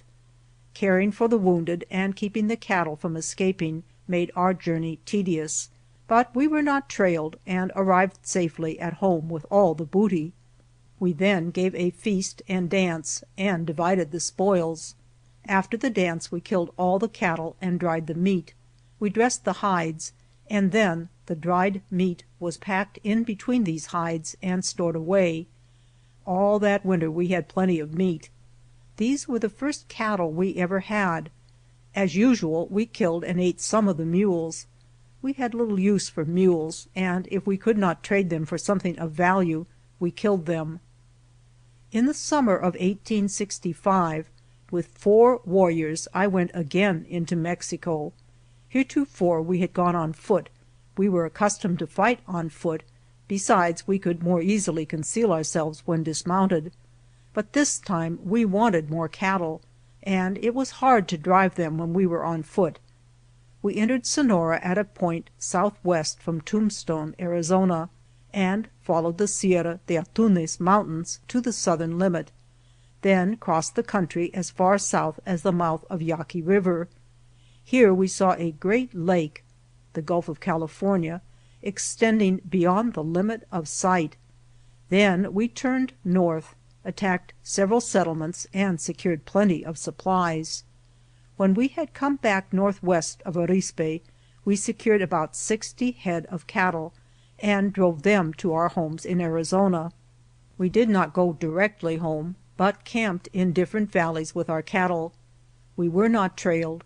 When we arrived at our camp, the tribe was again assembled for feasting and dancing. Presents were given to everybody. Then the cattle were killed and the meat dried and packed. Chapter 9. Varying Fortunes. In the fall of 1865, with 9 other warriors, I went into Mexico on foot. We attacked several settlements south of Casa Grande and collected many horses and mules. We made our way northward with these animals through the mountains. When near Arispe, we made camp one evening, and, thinking that we were not being trailed, turned loose the whole herd, even those we had been riding. They were in a valley surrounded by steep mountains, and we were camped at the mouth of this valley, so that the animals could not leave without coming through our camp. Just as we had begun to eat our supper, our scouts came in and announced Mexican troops coming toward our camp. We started for the horses, but troops that our scouts had not seen were on the cliffs above us and opened fire. We scattered in all directions, and the troops recovered all our booty. In 3 days we reassembled at our appointed place of rendezvous in the Sierra Madre Mountains in northern Sonora. Mexican troops did not follow us, and we returned to Arizona without any more fighting, and with no booty. Again I had nothing to say, but I was anxious for another raid. Early the next summer, 1866, I took 30 mounted warriors and invaded Mexican territory. We went south through Chihuahua as far as Santa Cruz, Sonora, then crossed over the Sierra Madre Mountains, following the river course at the south end of the range. We kept on westward from the Sierra Madre Mountains to the Sierra de Sahuaripa Mountains, and followed that range northward. We collected all the horses, mules, and cattle we wanted, and drove them northward through Sonora into Arizona. Mexicans saw us at many times and in many places, but they did not attack us at any time, nor did any troops attempt to follow us. When we arrived at our homes we gave presents to all, and the tribe feasted and danced. During this raid we had killed about 50 Mexicans. The next year, 1867, Mangus Colorado led 8 warriors on a raid into Mexico. I went as a warrior, for I was always glad to fight the Mexicans. We rode south from near Tombstone, Arizona, into Sonora, Mexico. We attacked some cowboys, and after a fight with them, in which 2 of their number were killed, we drove all their cattle northward. The second day we were driving the cattle, but had no scouts out. When we were not far from Arispe, Mexican troops rode upon us. They were well armed and well mounted, and when we first saw them they were not half a mile away from us. We left the cattle and rode as hard as we could toward the mountains, but they gained on us rapidly. Soon they opened fire, but were so far away from us that we were unable to reach them with our arrows. Finally we reached some timber, and leaving our ponies, fought from cover. Then the Mexicans halted, collected our ponies, and rode away across the plains toward Arispe, driving the cattle with them. We stood and watched them until they disappeared in the distance, and then took up our march for home. We arrived home in 5 days with no victory to report, no spoils to divide, and not even the ponies which we had ridden into Mexico. This expedition was considered disgraceful. The warriors who had been with Mangus Colorado on this last expedition wanted to return to Mexico. They were not satisfied. Besides, they felt keenly the taunts of the other warriors. Mangus Colorado would not lead them back, so I took command and we went on foot, directly toward Arispe in Sonora, and made our camp in the Sierra de Sahuaripa Mountains. There were only 6 of us, but we raided several settlements at night, captured many horses and mules, and loaded them with provisions, saddles, and blankets. Then we returned to Arizona, traveling only at night.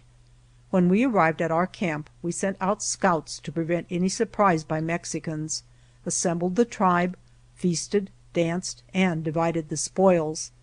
Mangus Colorado would not receive any of this booty, but we did not care. No Mexican troops followed us to Arizona.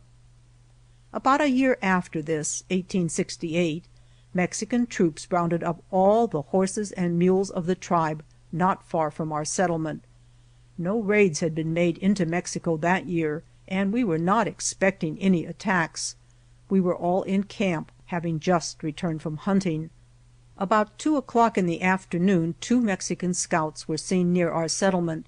We killed these scouts, but the troops got under way with the herd of our horses and mules before we saw them. It was useless to try to overtake them on foot, and our tribe had not a horse left.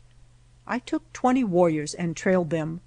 We found the stock at a cattle ranch in Sonora, not far from Nacozari, and attacked the cowboys who had them in charge. We killed 2 men and lost none. After the fight we drove off our own stock and all of theirs. We were trailed by 9 cowboys.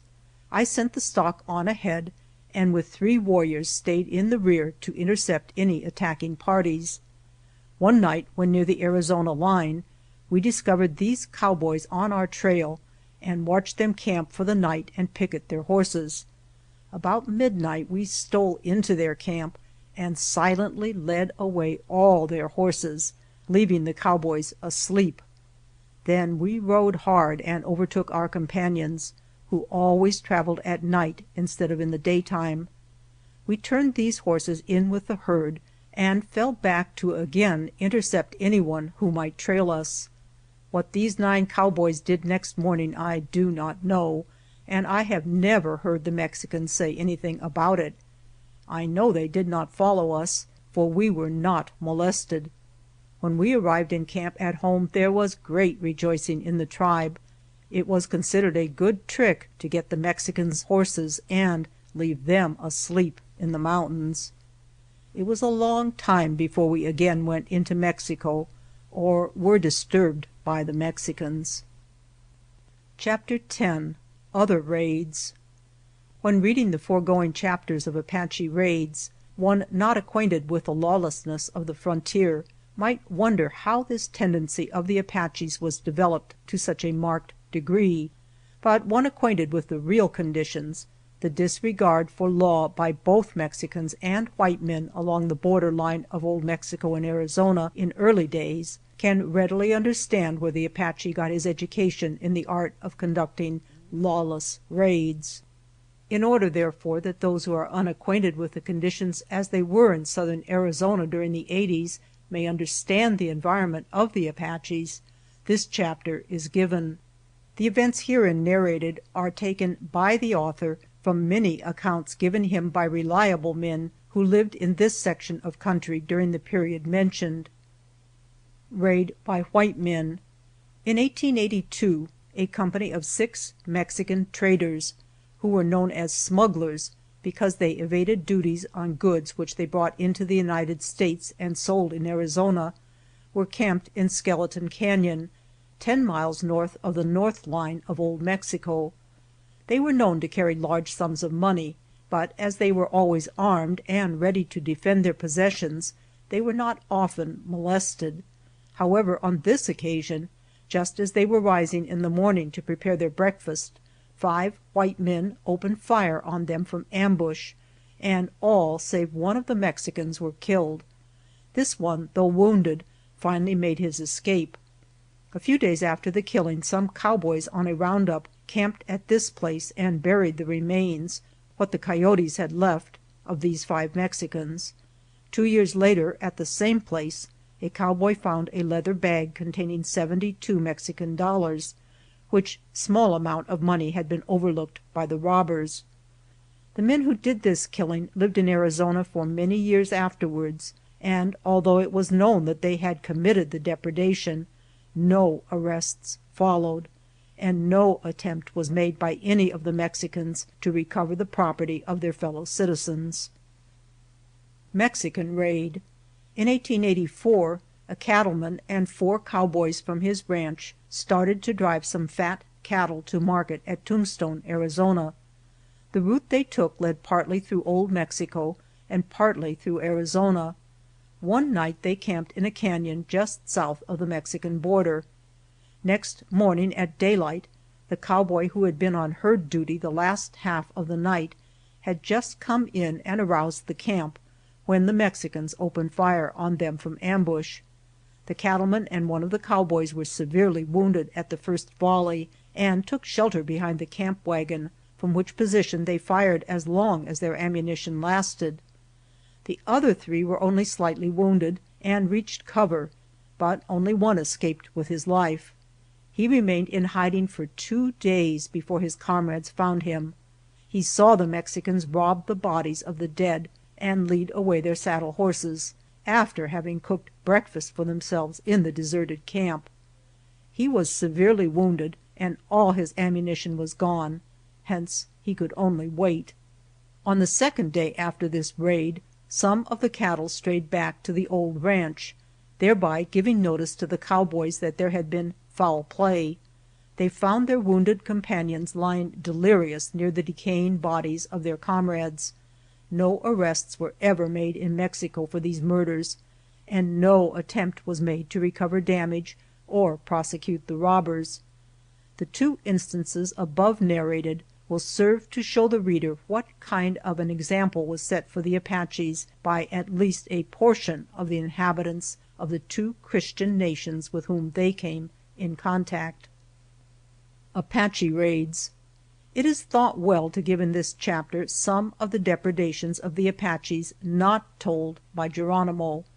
They are given as told by our own citizens and from the white man's point of view. In 1884, Judge McCormick and wife, accompanied by their young son, were driving from Silver City to Lordsburg, when they were ambushed by Apaches. The bodies of the adults were found soon afterward, but the child's body was never recovered. Years afterward an Apache squaw told some of the settlers in Arizona that the little boy, about 8 years old, cried so much and was so stubborn that they had to kill him, although their original intention was to spare his life. In 1882 a man named Hunt was wounded in a row in a saloon in Tombstone, Arizona. During this row 2 other men had been killed, and to avoid arrest, Hunt and his brother went into the mountains and camped about 10 miles north of Willow Springs to await the healing of his wounds. A few days after they came there, Apache Indians attacked them and killed the wounded brother, but the other, by hard riding, made good his escape. In 1883, 2 Eastern boys went into Arizona to prospect. Their real outing began at Willow Springs, where they had stayed 2 days with the cowboys. These cowboys had warned them against the Apaches, but the young men seemed entirely fearless and pushed on into the mountains. On the 2nd morning after they left the settlement, one of the boys was getting breakfast while the other went to bring in the pack horses that had been hobbled and turned loose the night before to graze. Just about the time he found the horses, 2 Apache warriors rode out from cover toward him, and he made a hasty retreat to camp, jumping off of a bluff and in so doing breaking his leg. A consultation was then held between the 2 Easterners, and it was decided that perhaps all the stories they had been told of the Apache raids were true, and that it was advisable to surrender. Accordingly, a white handkerchief was tied to the end of a pole and raised cautiously above the top of the bluff. In about 10 minutes the 2 Indians, one a very old warrior and the other a mere boy, evidently his son, rode into camp and dismounted. The old warrior examined the broken limb, then without a word proceeded to take off the shirt of the uninjured youth, with strips of which he carefully bound up the broken leg. After this the 2 Indians ate the prepared breakfast and remounted their ponies.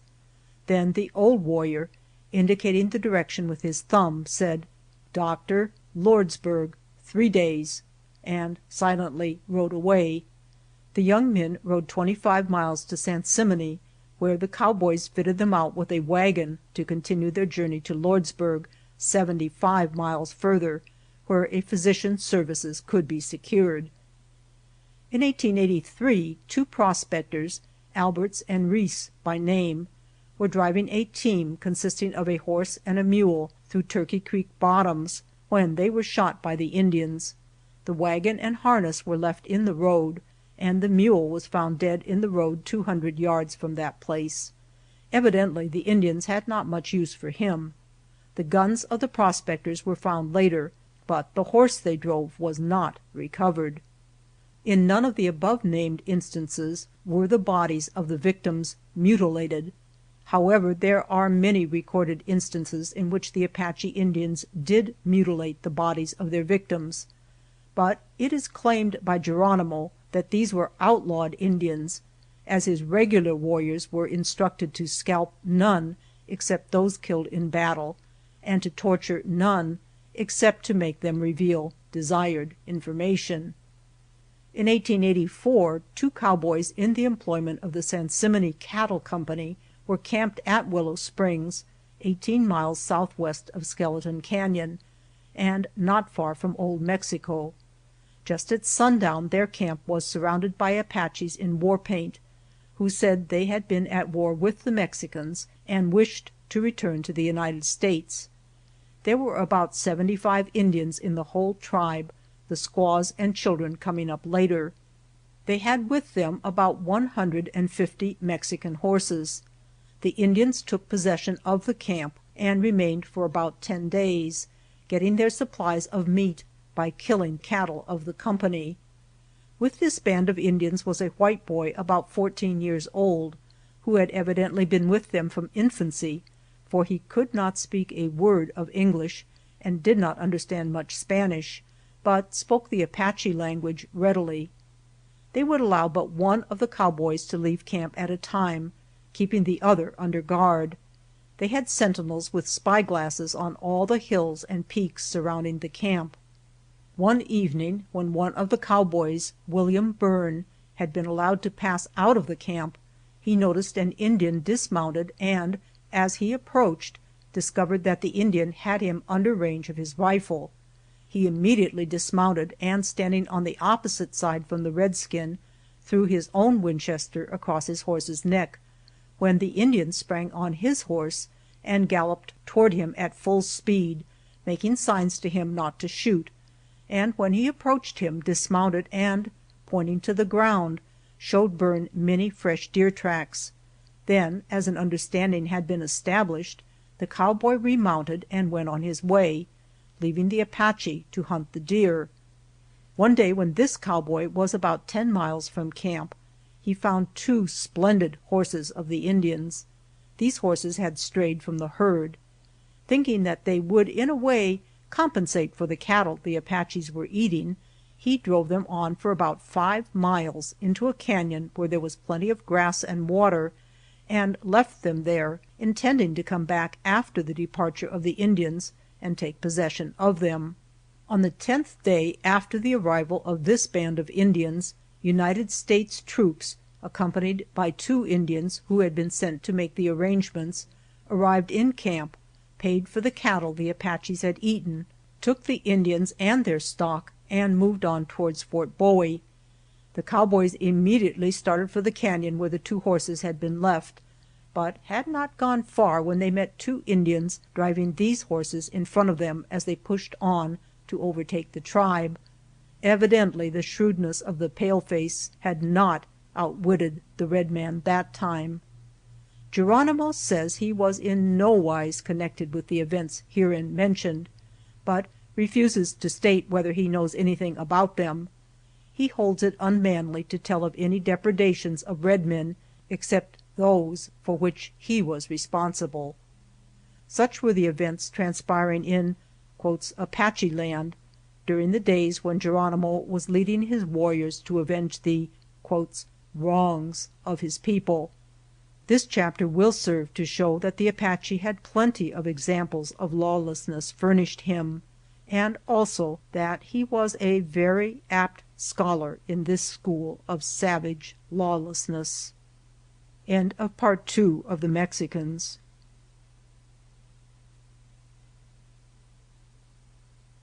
Geronimo's Story of His Life by Geronimo, transcribed by S. M. Barrett and translated by Asa Deklugi. Section 5, Part 3 of The Mexicans and Part 1 of The White Men. The Mexicans, Part 3, Chapter 11, Heavy Fighting. About 1873 we were again attacked by Mexican troops in our settlement, but we defeated them. Then we decided to make raids into Mexico. We moved our whole camp, packing all our belongings on mules and horses, went into Mexico and made camp in the mountains near Nacori. In moving our camp in this way, we wanted no one to spy on us, and if we passed a Mexican's home, we usually killed the inmates. However, if they offered to surrender and made no resistance or trouble in any way, we would take them prisoners. Frequently we would change our place of rendezvous. Then we would take with us our prisoners if they were willing to go, but if they were unruly they might be killed. I remember one Mexican in the Sierra Madre Mountains who saw us moving and delayed us for some time. We took the trouble to get him, thinking the plunder of his house would pay us for the delay. But after we had killed him we found nothing in his house worth having. We ranged in these mountains for over a year, raiding the Mexican settlements for our supplies, but not having any general engagement with Mexican troops. Then we returned to our homes in Arizona. After remaining in Arizona about a year, we returned to Mexico and went into hiding in the Sierra Madre Mountains. Our camp was near Nacori, and we had just organized bands of warriors for raiding the country when our scouts discovered Mexican troops coming toward our camp to attack us. Battle of White Hill. The chief of the Nedni Apaches, Ho, was with me and commanded one division. The warriors were all marched toward the troops and met them at a place about 5 miles from our camp. We showed ourselves to the soldiers, and they quickly rode to the top of a hill and dismounted, placing their horses on the outside for breastworks. It was a round hill, very steep and rocky, and there was no timber on its sides. There were 2 companies of Mexican cavalry, and we had about 60 warriors. We crept up the hill behind the rocks, and they kept up a constant fire, but I had cautioned our warriors not to expose themselves to the Mexicans. I knew that the troopers would waste their ammunition. Soon we had killed all their horses, but the soldiers would lie behind these and shoot at us. While we had killed several Mexicans, we had not yet lost a man. However, it was impossible to get very close to them in this way, and I deemed it best to lead a charge against them. We had been fighting ever since about 1 o'clock, and about the middle of the afternoon, seeing that we were making no further progress, I gave the sign for the advance. The war whoop sounded, and we leaped forward from every stone over the Mexicans' dead horses, fighting hand to hand. The attack was so sudden that the Mexicans, running first this way and then that, became so confused that in a few minutes we had killed them all. Then we scalped the slain, carried away our dead, and secured all the arms we needed. That night we moved our camp eastward through the Sierra Madre Mountains into Chihuahua. No troops molested us here, and after about a year we returned to Arizona. Almost every year we would live a part of the time in Old Mexico. There were at this time many settlements in Arizona. Game was not plentiful, and besides we liked to go down into Old Mexico. Besides, the lands of the Nedni Apaches, our friends and kinsmen, extended far into Mexico. Their chief, Ho, was as a brother to me, and we spent much of our time in his territory.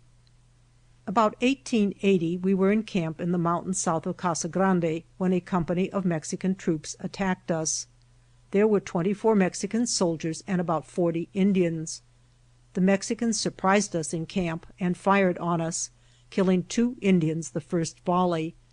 I do not know how they were able to find our camp unless they had excellent scouts and our guards were careless, but there they were shooting at us before we knew they were near. We were in the timber and I gave the order to go forward and fight at close range. We kept behind rocks and trees until we came within 10 yards of their line. Then we stood up and both sides shot until all the Mexicans were killed. We lost 12 warriors in this battle. This place was called by the Indians Scolata. When we had buried our dead and secured what supplies the Mexicans had, we went northeast. At a place near Nacori, Mexican troops attacked us.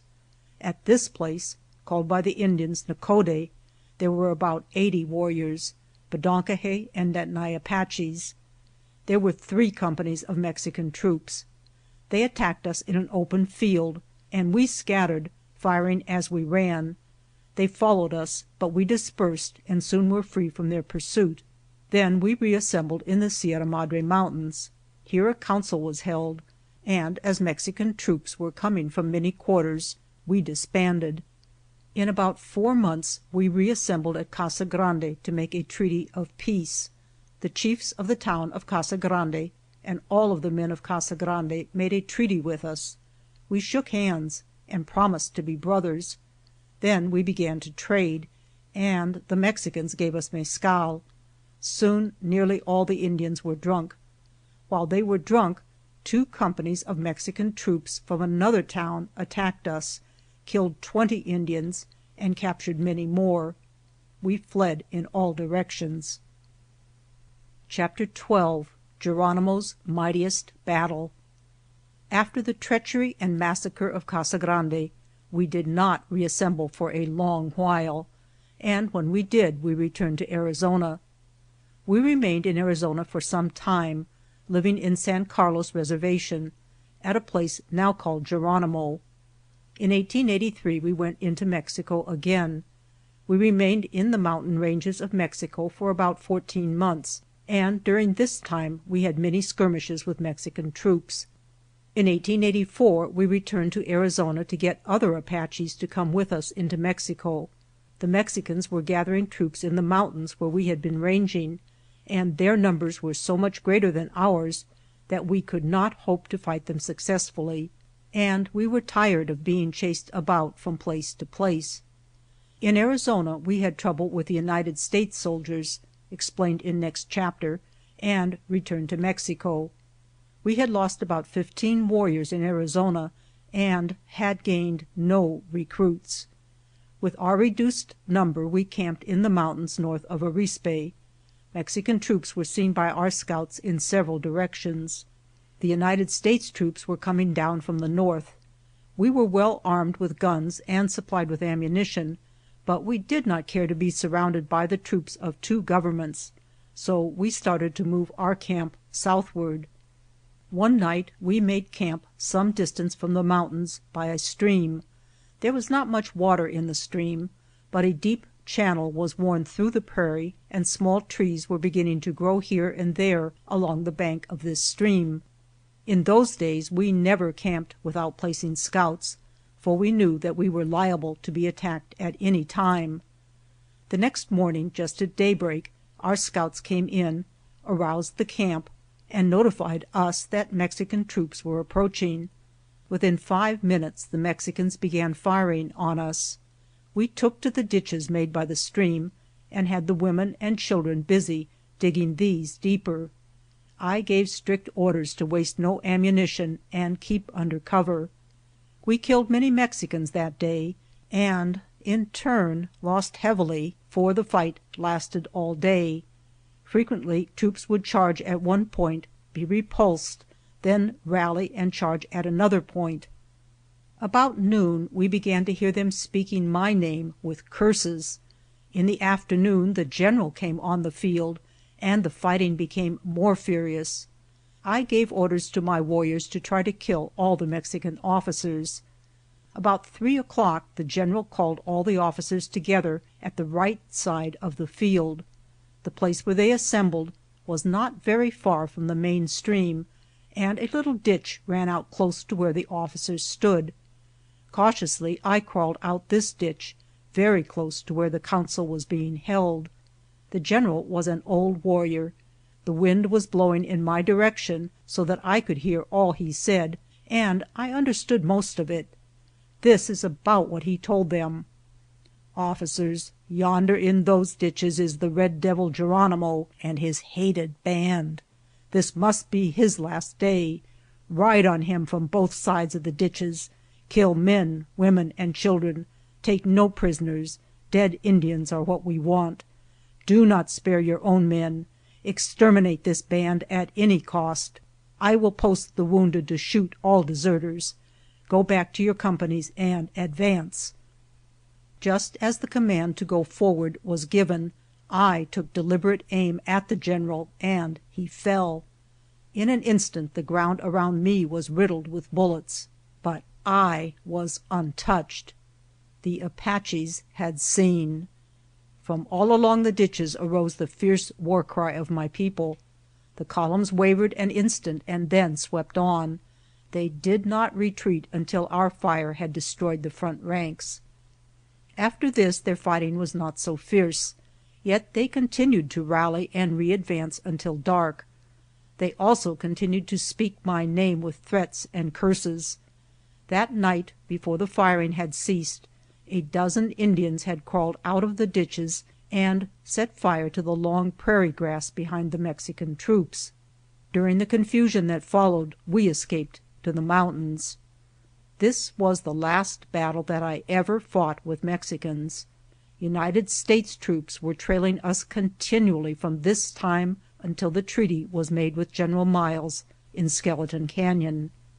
During my many wars with the Mexicans I received 8 wounds, as follows: shot in the right leg above the knee, and still carry the bullet; shot through the left forearm; wounded in the right leg below the knee with a saber; wounded on top of the head with the butt of a musket; shot just below the outer corner of the left eye; shot in the left side; shot in the back. I have killed many Mexicans. I do not know how many, for frequently I did not count them. Some of them were not worth counting. It has been a long time since then, but still I have no love for the Mexicans. With me they were always treacherous and malicious. I am old now, and shall never go on the warpath again, but if I were young and followed the warpath, it would lead into old Mexico. Part 3. The White Men. Chapter 13. Coming of the White Men. About the time of the massacre of Caskia, 1858, we heard that some white men were measuring land to the south of us. In company with a number of other warriors, I went to visit them. We could not understand them very well, for we had no interpreter, but we made a treaty with them by shaking hands and promising to be brothers. Then we made our camp near their camp, and they came to trade with us. We gave them buckskin, blankets, and ponies in exchange for shirts and provisions. We also brought them game, for which they gave us some money. We did not know the value of this money, but we kept it, and later learned from the Navajo Indians that it was very valuable. Every day they measured land with curious instruments and put down marks which we could not understand. They were good men, and we were sorry when they had gone on into the West. They were not soldiers. These were the first white men I ever saw. About 10 years later some more white men came. These were all warriors. They made their camp on the Gila River south of Hot Springs. At first they were friendly, and we did not dislike them, but they were not as good as those who came first. After about a year some trouble arose between them and the Indians, and I took the warpath as a warrior, not as a chief. I had not been wronged, but some of my people had been, and I fought with my tribe, for the soldiers and not the Indians were at fault. Not long after this, some of the officers of the United States troops invited our leaders to hold a conference at Apache Pass, Fort Bowie. Just before noon the Indians were shown into a tent and told that they would be given something to eat. When in the tent, they were attacked by soldiers. Our chief, Mangus Colorado, and several other warriors, by cutting through the tent, escaped, but most of the warriors were killed or captured. Among the Bedonkohe Apaches killed at this time were Sansa, Quadetaje, Nicocaje, and Gopi. After this treachery, the Indians went back to the mountains and left the fort entirely alone. I do not think that the agent had anything to do with planning this, for he had always treated us well. I believe it was entirely planned by the soldiers. From the very first, the soldiers sent out to our western country and the officers in charge of them did not hesitate to wrong the Indians. They never explained to the government when an Indian was wronged, but always reported the misdeeds of the Indians. Much that was done by mean white men was reported at Washington as the deeds of my people. The Indians always tried to live peaceably with the white soldiers and settlers. One day, during the time that the soldiers were stationed at Apache Pass, I made a treaty with the post. This was done by shaking hands and promising to be brothers. Cochise and Mangus Colorado did likewise. I do not know the name of the officer in command, but this was the first regiment that ever came to Apache Pass. This treaty was made about a year before we were attacked in a tent, as above related. In a few days after the attack at Apache Pass, we organized in the mountains and returned to fight the soldiers. There were two tribes, the Bedonkohe and the Chokonen Apaches, both commanded by Cochise. After a few days' skirmishing, we attacked a freight train that was coming in with supplies for the fort. We killed some of the men and captured the others. These prisoners our chief offered to trade for the Indians whom the soldiers had captured at the massacre in the tent. This the officers refused, so we killed our prisoners, disbanded, and went into hiding in the mountains. Of those who took part in this affair, I am the only one now living. In a few days troops were sent out to search for us, but as we were disbanded, it was of course impossible for them to locate any hostile camp. During the time they were searching for us, many of our warriors, who were thought by the soldiers to be peaceable Indians, talked to the officers and men, advising them where they might find the camp they sought, and while they searched, we watched them from our hiding places and laughed at their failures. After this trouble, all of the Indians agreed not to be friendly with the white men any more. There was no general engagement, but a long struggle followed. Sometimes we attacked the white men, sometimes they attacked us. First a few Indians would be killed, and then a few soldiers. I think the killing was about equal on each side. The number killed in these troubles did not amount to much, but this treachery on the part of the soldiers had angered the Indians and revived memories of other wrongs, so that we never again trusted the United States troops. End of Part 1 of The White Men.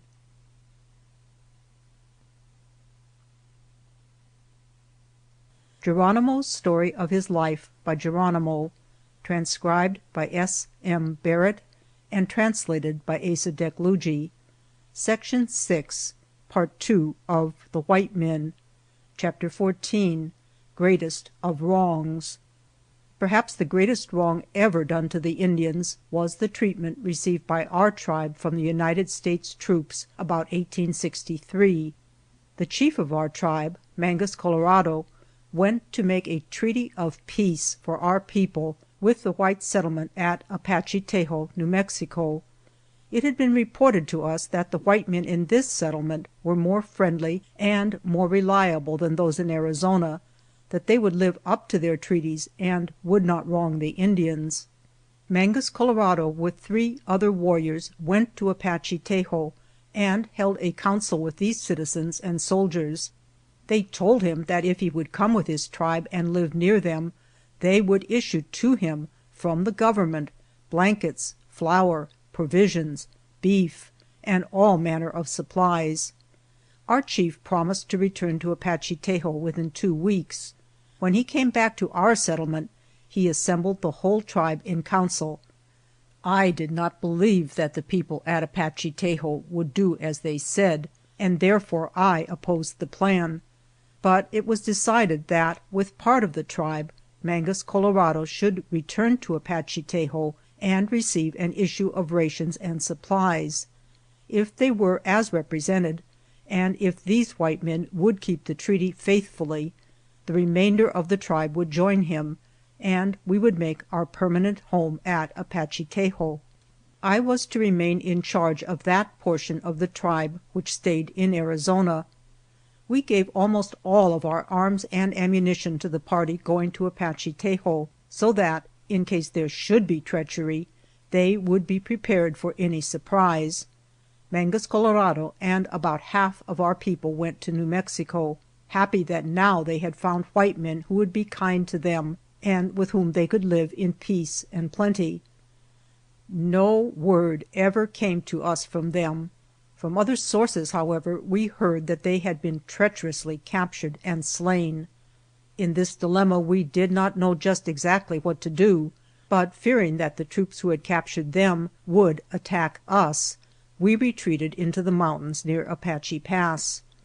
During the weeks that followed the departure of our people, we had been in suspense, and failing to provide more supplies, had exhausted all of our store of provisions. This was another reason for moving camp. On this retreat, while passing through the mountains, we discovered 4 men with a herd of cattle. 2 of the men were in front in a buggy, and 2 were behind on horseback.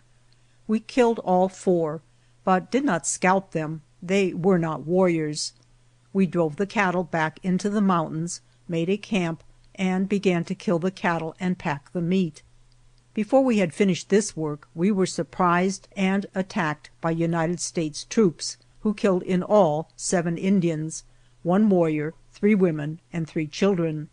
The government troops were mounted, and so were we, but we were poorly armed, having given most of our weapons to the division of our tribe that had gone to Apache Tejo, so we fought mainly with spears, bows, and arrows.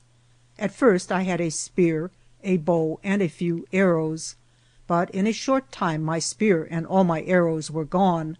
Once I was surrounded, but by dodging from side to side of my horse as he ran, I escaped. It was necessary during this fight for many of the warriors to leave their horses and escape on foot, but my horse was trained to come at call, and as soon as I reached a safe place, if not too closely pursued, I would call him to me. During this fight we scattered in all directions, and 2 days later reassembled at our appointed place of rendezvous, about 50 miles from the scene of this battle. About 10 days later the same United States troops attacked our new camp at sunrise. The fight lasted all day, but our arrows and spears were all gone before 10 o'clock, and for the remainder of the day we had only rocks and clubs with which to fight.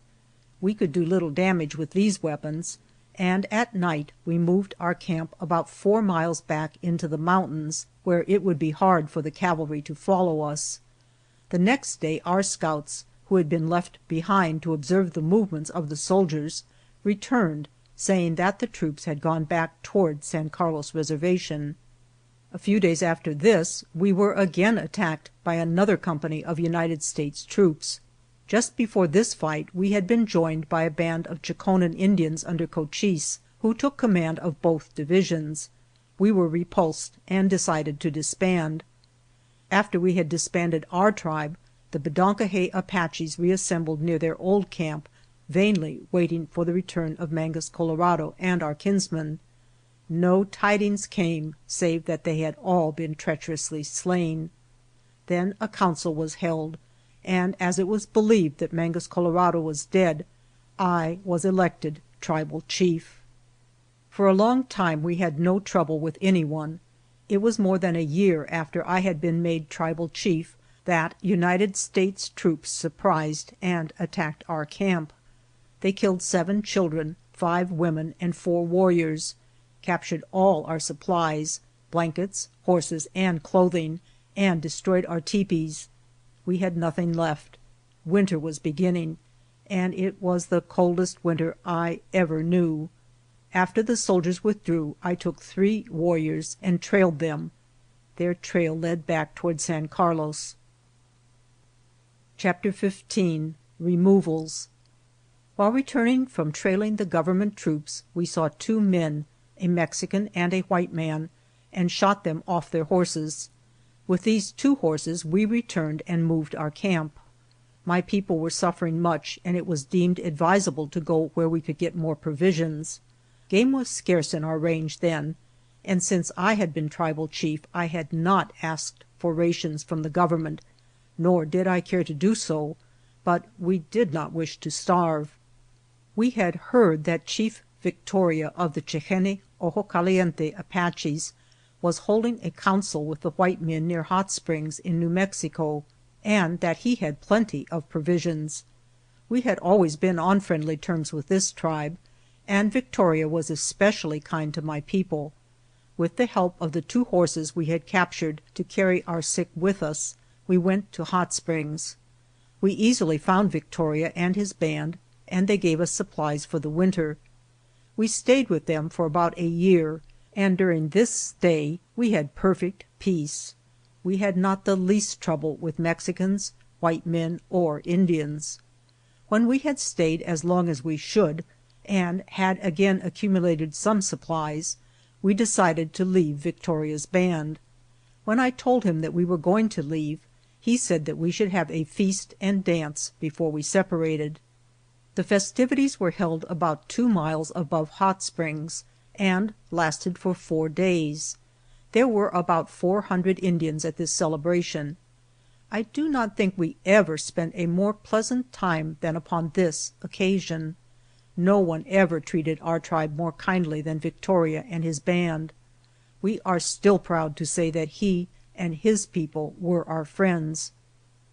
When I went to Apache Pass, Fort Bowie, I found General Howard in command, and made a treaty with him. This treaty lasted until long after General Howard had left our country. He always kept his word with us, and treated us as brothers. We never had so good a friend among the United States officers as General Howard. We could have lived forever at peace with him. If there is any pure, honest white man in the United States Army, that man is General Howard. All the Indians respect him, and even to this day frequently talk of the happy times when General Howard was in command of our post. After he went away, he placed an agent at Apache Pass who issued to us from the government clothing, rations, and supplies, as General Howard directed. When beef was issued to the Indians, I got 12 steers for my tribe, and Cochise got 12 steers for his tribe. Rations were issued about once a month, but if we ran out, we only had to ask, and we were supplied. Now, as prisoners of war in this reservation, we do not get such good rations. Out on the prairie, away from Apache Pass, a man kept a store and saloon. Sometime after General Howard went away, a band of outlawed Indians killed this man and took away many of the supplies from his store. On the very next day after this, some Indians at the post were drunk on tiswin, which they had made from corn. They fought among themselves, and 4 of them were killed. There had been quarrels and feuds among them for some time, and after this trouble we deemed it impossible to keep the different bands together in peace. Therefore we separated, each leader taking his own band. Some of them went to San Carlos and some to Old Mexico, but I took my tribe back to Hot Springs and rejoined Victoria's band.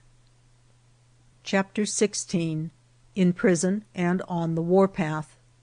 Soon after we arrived in New Mexico, 2 companies of scouts were sent from San Carlos.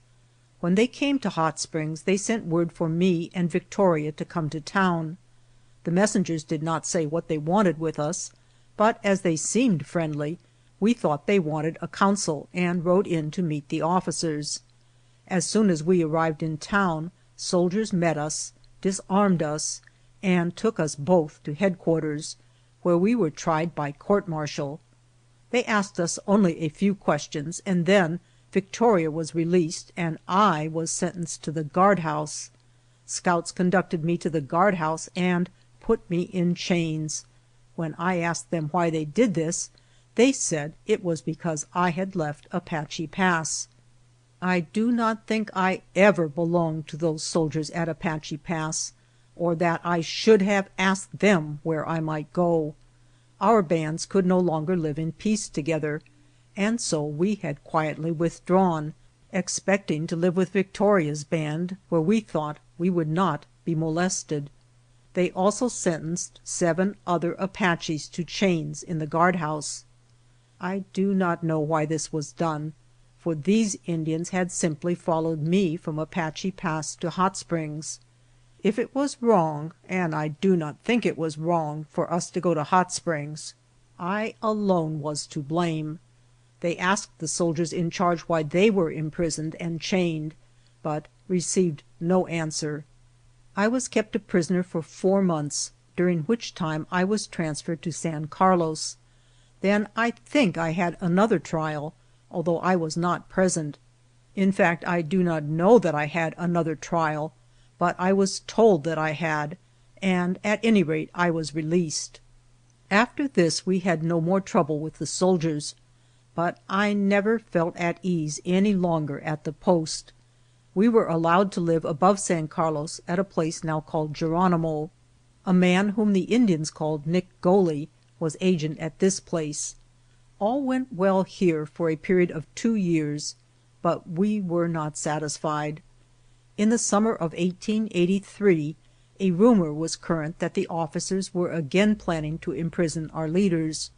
This rumor served to revive the memories of all our past wrongs, the massacre in the tent at Apache Pass, the fate of Mangus Colorado, and my own unjust imprisonment, which might easily have been death to me. Just at this time we were told that the officers wanted us to come up the river above Geronimo to a fort, Fort Thomas, to hold a council with them. We did not believe that any good could come of this conference, or that there was any need of it, so we held a council ourselves, and, fearing treachery, decided to leave the reservation. We thought it more manly to die on the warpath than to be killed in prison. There were in all about 250 Indians, chiefly the Bedonkohe and Nedni Apaches, led by myself and Ho. We went through Apache Pass, and just west of there had a fight with the United States troops. In this battle we killed 3 soldiers and lost none. We went on toward Old Mexico, but on the 2nd day after this United States soldiers overtook us about 3 o'clock in the afternoon, and we fought until dark. The ground where we were attacked was very rough, which was to our advantage, for the troops were compelled to dismount in order to fight us. I do not know how many soldiers we killed, but we lost only 1 warrior and 3 children.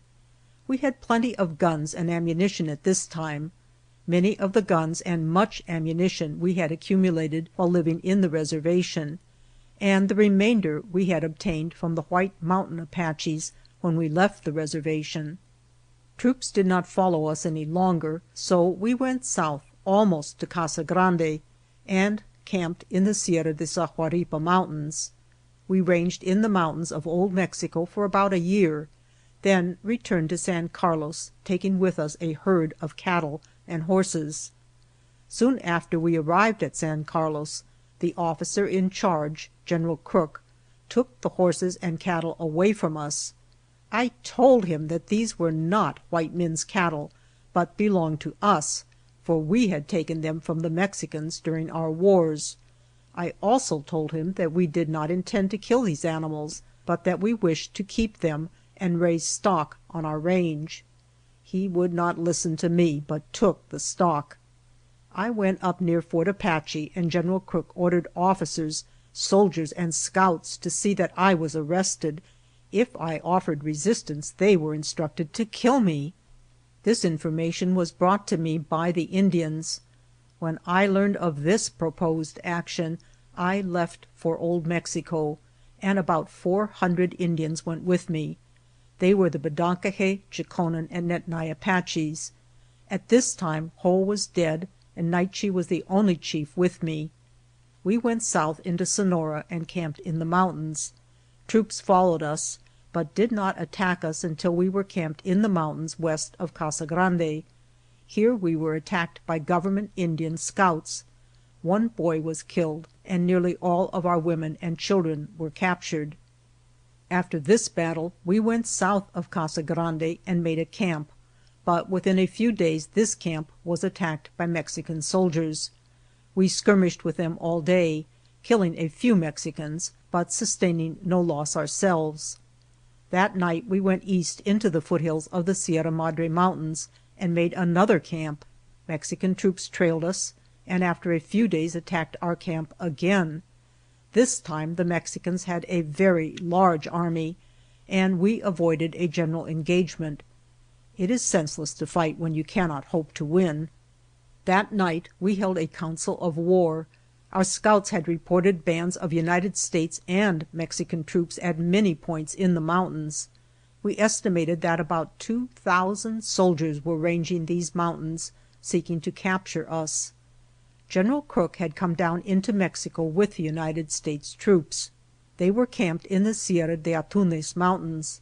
Scouts told me that General Crook wished to see me, and I went to his camp. When I arrived, General Crook said to me, "Why did you leave the reservation?" I said, "You told me that I might live in the reservation the same as white people lived. One year I raised a crop of corn and gathered and stored it, and the next year I put in a crop of oats, and when the crop was almost ready to harvest, you told your soldiers to put me in prison, and if I resisted, to kill me.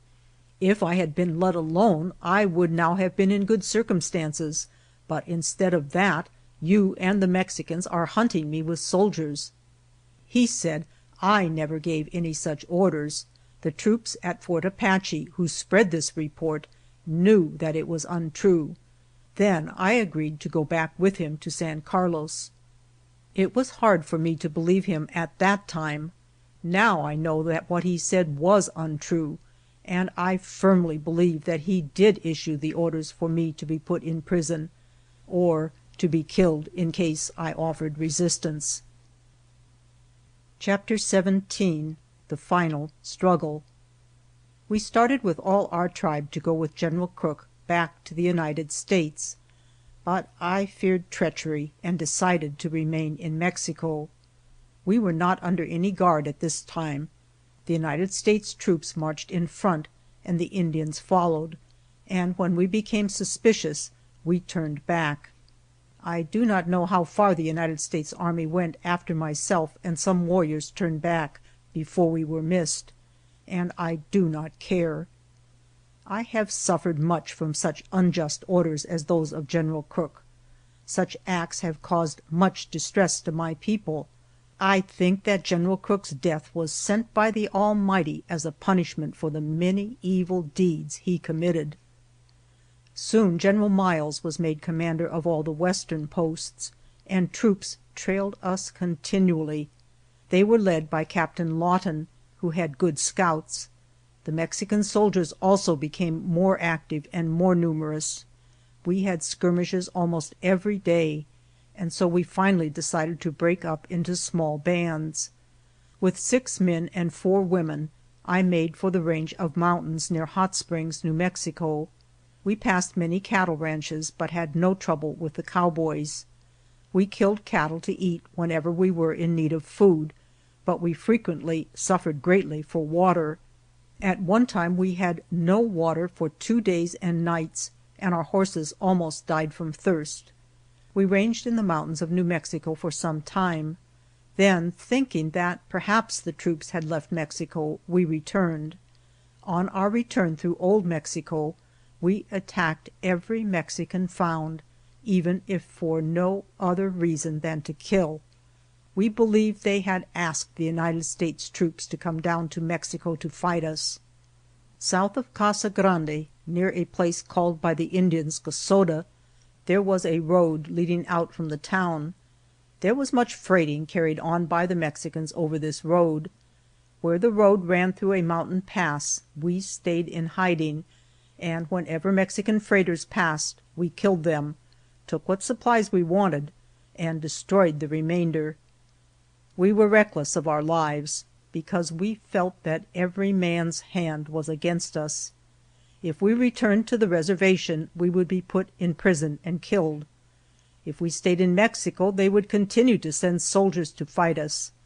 So we gave no quarter to anyone and asked no favors. End of section 6.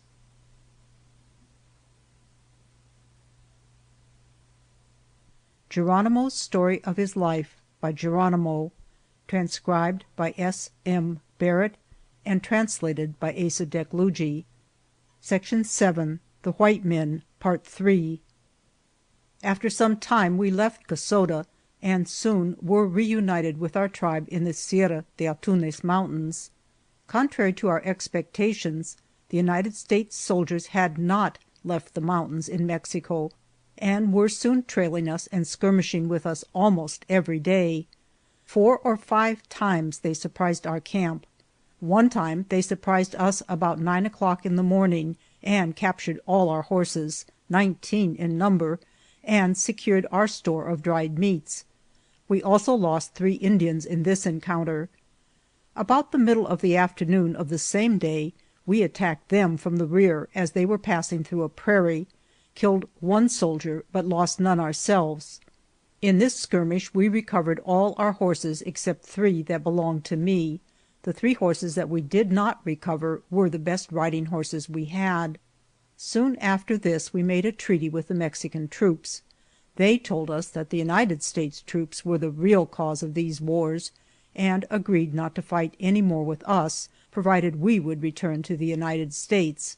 This we agreed to do, and resumed our march, expecting to try to make a treaty with the United States soldiers and return to Arizona. There seemed to be no other course to pursue. Soon after this, scouts from Captain Lawton's troops told us that he wished to make a treaty with us, but I knew that General Miles was the chief of the American troops, and I decided to treat with him. We continued to move our camp northward, and the American troops also moved northward, keeping at no great distance from us, but not attacking us. I sent my brother Porrico, White Horse, with Mr. George Rayton on to Fort Bowie to see General Miles, and to tell him that we wished to return to Arizona. But before these messengers returned, I met 2 Indian scouts, Cayeta, a Chaconan Apache, and Martin, a Nedni Apache. They were serving as scouts for Captain Lawton's troops. They told me that General Miles had come and had sent them to ask me to meet him. So I went to the camp of the United States troops to meet General Miles. When I arrived at their camp, I went directly to General Miles and told him how I had been wronged, and that I wanted to return to the United States with my people, as we wished to see our families who had been captured and taken away from us. General Miles said to me, "The President of the United States has sent me to speak to you. He has heard of your trouble with the white men, and says that if you will agree to a few words of treaty, we need have no more trouble. Geronimo, if you will agree to a few words of treaty, all will be satisfactorily arranged." So General Miles told me how we could be brothers to each other. We raised our hands to heaven and said that the treaty was not to be broken. We took an oath not to do any wrong to each other or to scheme against each other. Then he talked with me for a long time and told me what he would do for me in the future if I would agree to the treaty. I did not greatly believe General Miles, but because the President of the United States had sent me word, I agreed to make the treaty and to keep it. Then I asked General Miles what the treaty would be. General Miles said to me, "I will take you under government protection. I will build you a house. I will fence you much land. I will give you cattle, horses, mules, and farming implements. You will be furnished with men to work the farm, for you yourself will not have to work. In the fall I will send you blankets and clothing, so that you will not suffer from cold in the winter time. There is plenty of timber, water, and grass in the land to which I will send you. You will live with your tribe and with your family. If you agree to this treaty, you shall see your family within 5 days." I said to General Miles, "All the officers that have been in charge of the Indians have talked that way, and it sounds like a story to me. I hardly believe you." He said, "This time it is the truth." I said, "General Miles, I do not know the laws of the white man, nor of this new country where you are to send me, and I might break their laws." He said, "While I live you will not be arrested." Then I agreed to make the treaty. Since I have been a prisoner of war, I have been arrested and placed in the guardhouse twice for drinking whiskey. We stood between his troopers and my warriors. We placed a large stone on the blanket before us. Our treaty was made by this stone, and it was to last until the stone should crumble to dust. So we made the treaty and bound each other with an oath. I do not believe that I have ever violated that treaty, but General Miles never fulfilled his promises. When we made the treaty, General Miles said to me, "My brother, you have in your mind how you are going to kill men and other thoughts of war. I want you to put that out of your mind and change your thoughts to peace." Then I agreed and gave up my arms. I said, "I will quit the war path and live at peace hereafter." Then General Miles swept a spot of ground clear with his hand and said, "Your past deeds shall be wiped out like this, and you will start a new life." Chapter 18. Surrender of Geronimo. On February 11, 1887, the Senate passed the following resolution: Resolved, that the Secretary of War be directed to communicate to the Senate all dispatches of General Miles referring to the surrender of Geronimo, and all instructions given to and correspondence with General Miles in reference to the same. These papers are published in the Senate Executive Documents, Second Session, 49th Congress, 1886-1887, Volume 2, numbers 111 to 125. For an exhaustive account of the conditions of Geronimo's surrender, the reader is referred to that document, but this chapter is given to show briefly the terms of surrender and corroborate, at least in part, the statements made by Geronimo. Upon assuming command of the Department of Arizona, General Nelson A. Miles was directed by the War Department to use most vigorous operations for the destruction or capture of the hostile Apaches. The following extracts are from instructions issued April 20th, 1886, for the information and guidance of troops serving in the southern portion of Arizona and New Mexico. Quote, "The chief object of the troops will be to capture or destroy any band of hostile Apache Indians found in this section of country, and to this end the most vigorous and persistent efforts will be required of all officers and soldiers until the object is accomplished. A sufficient number of reliable Indians will be used as auxiliaries to discover any signs of hostile Indians and as trailers. To avoid any advantage the Indians may have by a relay of horses, where a troop or squadron commander is near the hostile Indians, he will be justified in dismounting one half of his command and selecting the lightest and best riders to make pursuit by the most vigorous forced marches, until the strength of all animals of his command shall have been exhausted." End quote. The following telegrams show the efforts of the United States troops and the cooperation of Mexican troops under Governor Torres. Headquarters, Division of the Pacific, Presidio of San Francisco, California, July 22nd, 1886. Adjutant General, Washington, D.C. The following telegram just received from General Miles. Captain Lawton reports through Colonel Royal, commanding at Fort Huachuca, that his camp surprised Geronimo's camp on Yongui River, about 130 miles south and east of Campas, Sonora, or nearly 300 miles south of Mexican boundary, capturing all the Indian property, including hundreds of pounds of dried meat and 19 riding animals. This is the 5th time within 3 months in which the Indians have been surprised by the troops. While the results have not been decisive, yet it has given encouragement to the troops, and has reduced the numbers and strength of the Indians, and given them a feeling of insecurity even in the remote and almost inaccessible mountains of Old Mexico. In absence of Division Commander, C. McKeever, Assistant Adjutant General. End of dispatch. Another dispatch. Headquarters, Division of the Pacific, Presidio of San Francisco, California, August 19, 1886. Adjutant General, Washington, D.C., following received from General Miles, dated 18th. Dispatches today from Governor Torres, dated Hermosillo, Sonora, Mexico, from Colonels Forsyth and Beaumont, commanding Huachuca and Bowie districts, confirms the following.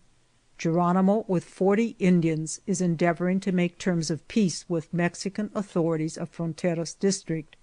One of our scouts, in returning to Fort Huachuca from Lawton's command, met him, Naiche, and 13 other Indians on their way to Fronteras, had a long conversation with them.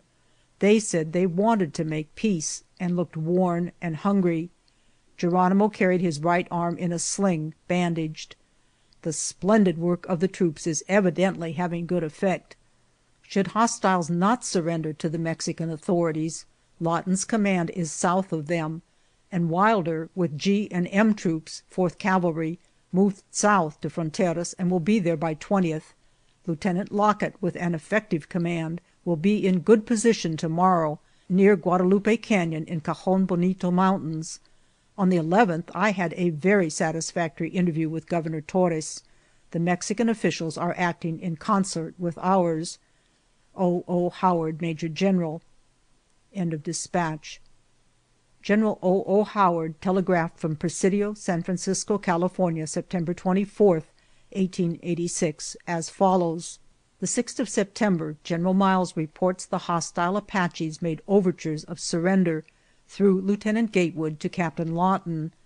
They desired certain terms, and sent 2 messengers to me, Miles. They were informed that they must surrender as prisoners of war to troops in the field. They promised to surrender to me in person, and for 11 days Captain Lawton's command moved north, Geronimo and Naiche moving parallel and frequently camping near it. At Skeleton Canyon they halted, saying that they desired to see me, Miles, before surrendering. End of telegram. After Miles' arrival, he reports as follows, quote, Geronimo came from his mountain camp amid the rocks, and said he was willing to surrender. He was told that they could surrender as prisoners of war, that it was not the way of officers of the army to kill their enemies who laid down their arms. Naiche was wild and suspicious, and evidently feared treachery.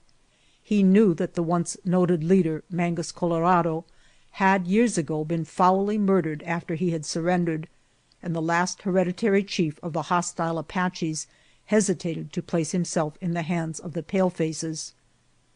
Continuing his report, General Howard says, I believed at first from official reports that the surrender was unconditional, except that the troops themselves would not kill the hostiles. Now, from General Miles's dispatches, and from his annual report, forwarded on the 21st instant by mail, the conditions are plain. First, that the lives of all the Indians should be spared.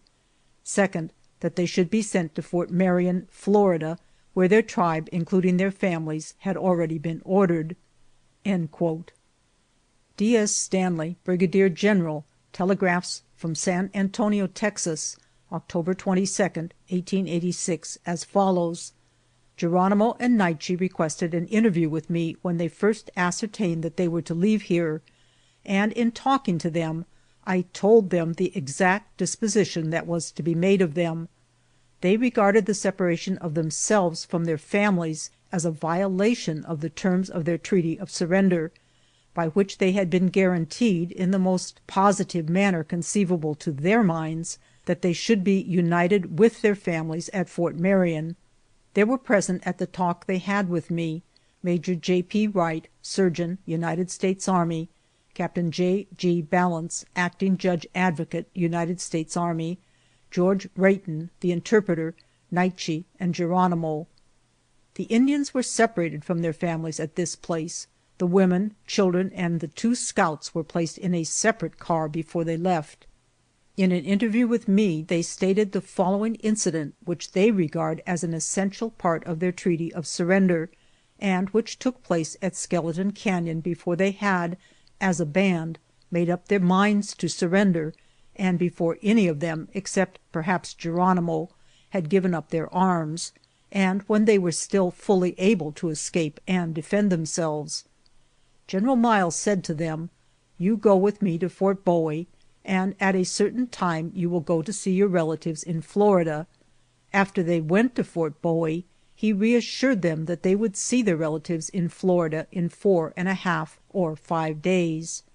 While at Skeleton Canyon, General Miles said to them, "I have come to have a talk with you." The conversation was interpreted from English into Spanish, and from Spanish into Apache, and vice versa. The interpreting from English into Spanish was done by a man by the name of Nelson. The interpreting from Spanish into Apache was done by Jose Maria Yasquez. Jose Maria Montoya was also present, but he did not do any of the interpreting. Dr. Wood, United States Army, and Lieutenant Clay, 10th Infantry, were present. General Miles drew a line on the ground and said, "This represents the ocean," and, putting a small rock beside the line, he said, "This represents the place where Chihuahua is with his band." He then picked up another stone and placed it a short distance from the first, and said, "This represents you, Geronimo." He then picked up a third stone and placed it a little distance from the others, and said, "This represents the Indians at Camp Apache. The President wants to take you and put you with Chihuahua." He then picked up the stone which represented Geronimo and his band, and put it beside the one which represented Chihuahua at Fort Marion. After doing this, he picked up the stone which represented the Indians at Camp Apache, and placed it beside the other 2 stones which represented Geronimo and Chihuahua at Fort Marion, and said, "That is what the President wants to do, get all of you together." After their arrival at Fort Bowie, General Miles said to them, "From now on we want to begin a new life," and holding up one of his hands with the palm open and horizontal, he marked lines across it with the finger of the other hand, and said, pointing to his open palm, "This represents the past. It is all covered with hollows and ridges." Then, rubbing his other palm over it, he said, "That represents the wiping out of the past, which will be considered smooth and forgotten." The interpreter, Rayton, says that he was present and heard this conversation. The Indians say that Captain Thompson, 4th Cavalry, was also present. Nietzsche said that Captain Thompson, who was the acting assistant adjutant general, Department of Arizona, told him at his house in Fort Bowie, "Don't be afraid, no harm shall come to you. You will go to your friends all right." He also told him that Fort Marion is not a very large place, and is not probably large enough for all, and that probably in 6 months or so you will be put in a larger place where you can do better. He told them the same thing when they took their departure in the cars from Fort Bowie. The idea that they had of the treaty of surrender given in this letter is forwarded at their desire, and while not desiring to comment on the matter, I feel compelled to say that my knowledge of the Indian character and the experience I have had with Indians of all kinds, and the corroborating circumstances and facts that have been brought to my notice in this particular case, convince me that the foregoing statement of Nietzsche and Geronimo is substantially correct." End quote. Extract from the Annual Report, 1886, of the Division of the Pacific, commanded by Major General O. O. Howard, U.S. Army. Headquarters, Division of the Pacific, Presidio of San Francisco, California, September 17th, 1886. Adjutant General, U.S. Army, Washington, D.C. General: I have the honor to submit the following report upon military operations and conditions of the Division of the Pacific for the information of the Lieutenant General, and to make some suggestions for his consideration. On the 17th of May, 1885, a party of about 50 of the Chiricahua prisoners, headed by Geronimo, Naiche, and other chiefs, escaped from the White Mountain Reserve in Arizona and entered upon a career of murder and robbery unparalleled in the history of Indian raids. Since then, and up to the time of my assuming command of this division, they had been pursued by troops with varying success. After the assassination of Captain Crawford on January 11th by the Mexicans, the hostiles asked for a "talk," and finally had a conference on March 25th, 26th, and 27th with General Crook in the Canyon of Los Embudos, 25 miles south of San Bernardino, Mexico, on which date it was arranged that they should be conducted by Lieutenant Manus with his battalion of scouts to Fort Bowie, Arizona. The march commenced on the morning of March 28th and proceeded until the night of the 29th, when, becoming excited with fears of possible punishment, Geronimo and Naiche, with 20 men, 14 women, and 2 boys, stampeded to the hills. Lieutenant Manus immediately pursued, but without success. Simultaneously with my taking command of the division, Brigadier General Crook was relieved by Brigadier General Miles, who at once set out to complete the task commenced by his predecessor. Geronimo and his band were committing depredations, now in the United States and now in Mexico, and being separated into small parties, easily eluded the troops and carried on their work of murder and outrage. Early in May, General Miles organized the hostile field of operations into districts, each with its command of troops, with specific instructions to guard the water holes, to cover the entire ground by scouting parties, and give the hostiles no rest. An effective command under Captain Lawton, 4th Cavalry, was organized for a long pursuit. On May 3rd, Captain Lebo, 10th Cavalry, had a fight with Geronimo's band 12 miles southwest of Santa Cruz in Mexico, with a loss of 1 soldier killed and 1 wounded. After this fight, the Indians retreated southward, followed by 3 troops of cavalry. On May 12th, a serious fight of Mexican troops with the hostiles near Planchos, Mexico, resulted in a partial defeat of the Mexicans. On May 15th, Captain Hatfield's command engaged Geronimo's band in the Corona Mountains, suffering a loss of 2 killed and 3 wounded, and the loss of several horses and mules, the Indians losing several killed. On May 16th, Lieutenant Brown, 4th Cavalry, struck the hostiles near Buena Vista, Mexico, capturing several horses, rifles, and a quantity of ammunition. The usual series of outrages, with fatiguing chase by troops, continued until June 21st, when the Mexicans engaged the hostiles about 40 miles southeast of Magdalena, Mexico, and after a stubborn fight repulsed them. About the middle of August, Geronimo and his band were so reduced and harassed by the tireless pursuit of the soldiers that they made offer of surrender to the Mexicans, but without coming to terms. Their locality thus being definitely known, disposition of the troops was rapidly made to act in conjunction with the Mexicans to intercept Geronimo and force his surrender.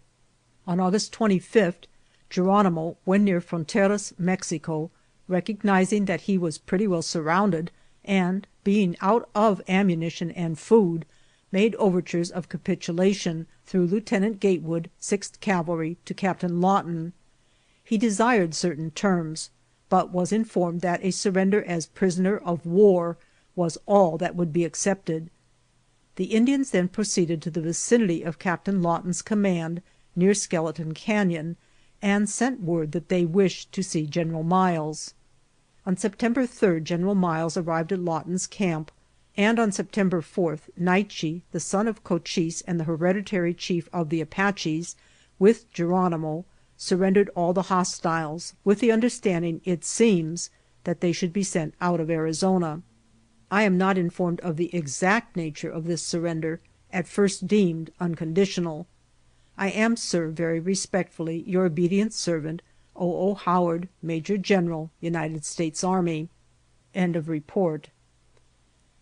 Statement of W. T. Melton, Anadarko, Oklahoma. Quote, "From 1882 to 1887 I lived in southern Arizona and was employed by the Sansimone Cattle Company. In 1886 I was stationed in Skeleton Canyon, about 10 miles north of the boundary line between Arizona and Old Mexico, with J. D. Pruitt. It was our duty to ride the line south of our range and keep the cattle of the company from straying into Old Mexico. One afternoon, when returning from our ride, we discovered an Indian trail leading toward our camp. We rode hurriedly out of the hills into a broad valley, so that we could better discover any attacking parties of Apaches, and, if assailed, have at least a fighting chance for our lives. We knew the Apaches under Geronimo were on the warpath, but they were far down in Old Mexico. However, our knowledge of the Indians led us to expect anything at any time, to always be ready for the worst. When we reached the valley, we struck a cavalry trail also headed for our camp. This was perplexing, for neither the Indians nor the soldiers seemed to have been riding fast, and both trails led toward our camp in Skeleton Canyon. This canyon was a natural route from Old Mexico to Arizona, and almost all bands of Indians, as well as detachments of United States troops, passed and repassed through this valley when going to Old Mexico or returning therefrom, but never before had two hostile bands passed through here at the same time and traveling in the same direction, except when one fled and the other pursued. What this could mean was a mystery to us. Could it be that the troops had not seen the Indians? Were the redskins trying to head the troops off and attack them in their camp? Were the troops hunting for those Indians? Could this be Lawton's command? Could that be Geronimo's band? No, it was impossible. Then who were these troops, and what Indians were those? Cautiously we rode to our camp, and nailed on the door of our cabin was this notice: "Be careful, Geronimo is nearby and has not yet surrendered. Captain Lawton." Then we understood. A short distance above our cabin we found the camp of the troops, and we had just finished talking with Captain Lawton, who advised us to remain in his camp rather than risk staying alone in our cabin, when up rode the chief Geronimo. He was mounted on a blaze-faced, white-stockinged dun horse. He came directly to Captain Lawton, and through an interpreter asked who we were and what we wanted. As soon as the explanation was given, he nodded his approval and rode away. Pruitt and I rode away with him. We were well armed and well mounted, and Geronimo was well mounted, but so far as we could see, unarmed. I tried to talk with the chief in English, but could not make him understand. Pruitt wanted to shoot him and said he could easily kill him the first shot, but I objected and succeeded in restraining him. While we were arguing, the chief rode silently between us, evidently feeling perfectly secure. All this time we had been riding in the direction of our horses that were grazing in the valley about a mile distant from our corral. When we came to a place about a half-mile from Lawton's camp, where a spur of the mountain ran far out into the valley, Geronimo turned aside, saluted, said in fairly good Spanish, "Adios, señores," and began to ascend a mountain path. Later we learned that he was going directly toward his camp far up among the rocks.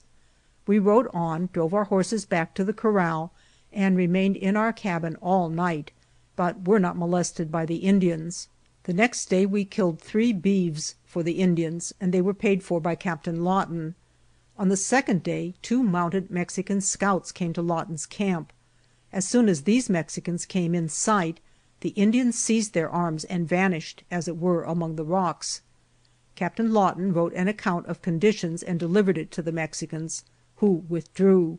After they had gone and their mission had been explained to Geronimo, the Indians again returned to their camp and laid down their arms. On the next day word reached camp that General Miles was approaching, and the Indians again armed and disappeared among the rocks. Many of the Apache squaws had field glasses and were stationed every day on prominent mountain peaks to keep a lookout. No one could approach their camp or Lawton's camp without being discovered by these spies.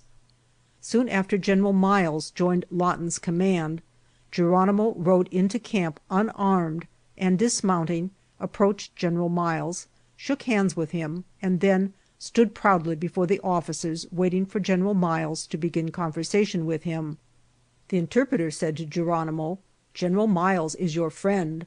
Geronimo said, "I never saw him, but I have been in need of friends. Why has he not been with me?" When this answer was interpreted, everybody laughed. After this there was no more formality, and without delay the discussion of the treaty was begun. All I remember distinctly of the treaty is that Geronimo and his band were not to be killed, but they were to be taken to their families. I remember this more distinctly because the Indians were so much pleased with this particular one of the terms of the treaty. Geronimo, Naiche, and a few others went on ahead with General Miles, but the main band of Indians left under the escort of Lawton's troops. The night before they left, a young squaw, daughter-in-law of Geronimo, gave birth to a child.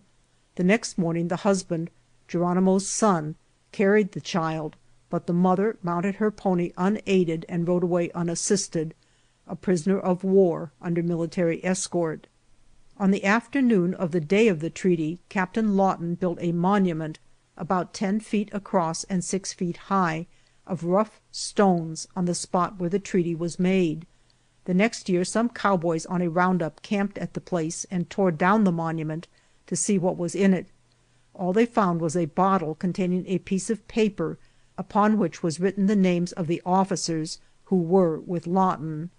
After the Indians left, we found $150.25 in Mexican money hidden in a rat's nest near where the Indians had camped. About 10 o'clock in the morning, after the Apaches and soldiers had gone away, 20 Pimos Indians, accompanied by one white man, surrounded our camp and demanded to know of Geronimo's whereabouts. We told them of the treaty, and they followed the trail on toward Fort Bowie. That afternoon, thinking all danger from Apaches past, my partner Pruitt went to ride the lines, and I was left in camp alone. I was pumping water by horsepower at the well when I saw 3 Indians rounding up our horses about half a mile away. They saw me, but did not disturb me, nor did I interfere with them. But as soon as they had driven that bunch of horses northward over the hills out of sight, I rode quickly off in another direction and drove another bunch of horses into the corral.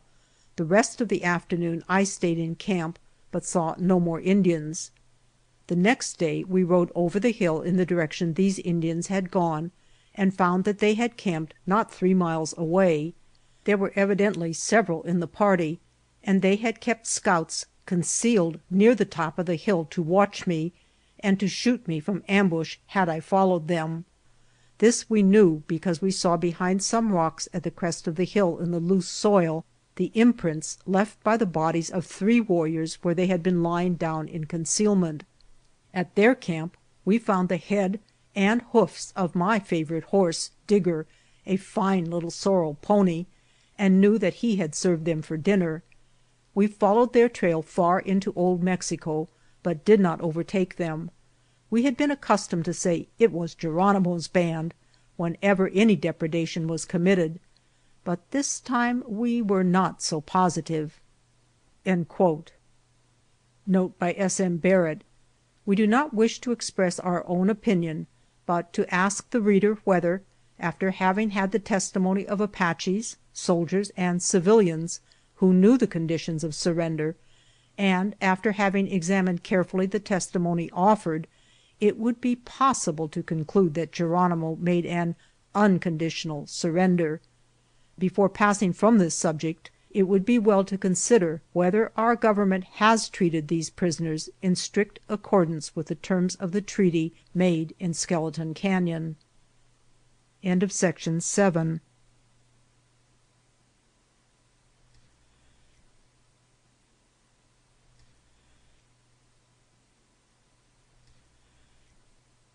Geronimo's Story of His Life by Geronimo, transcribed by S. M. Barrett and translated by Asa Dekluji.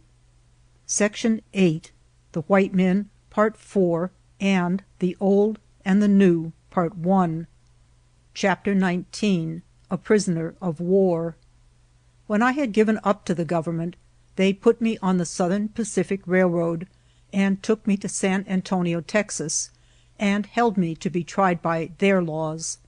In 40 days they took me from there to Fort Pickens, Pensacola, Florida. Here they put me to sawing up large logs. There were several other Apache warriors with me, and all of us had to work every day.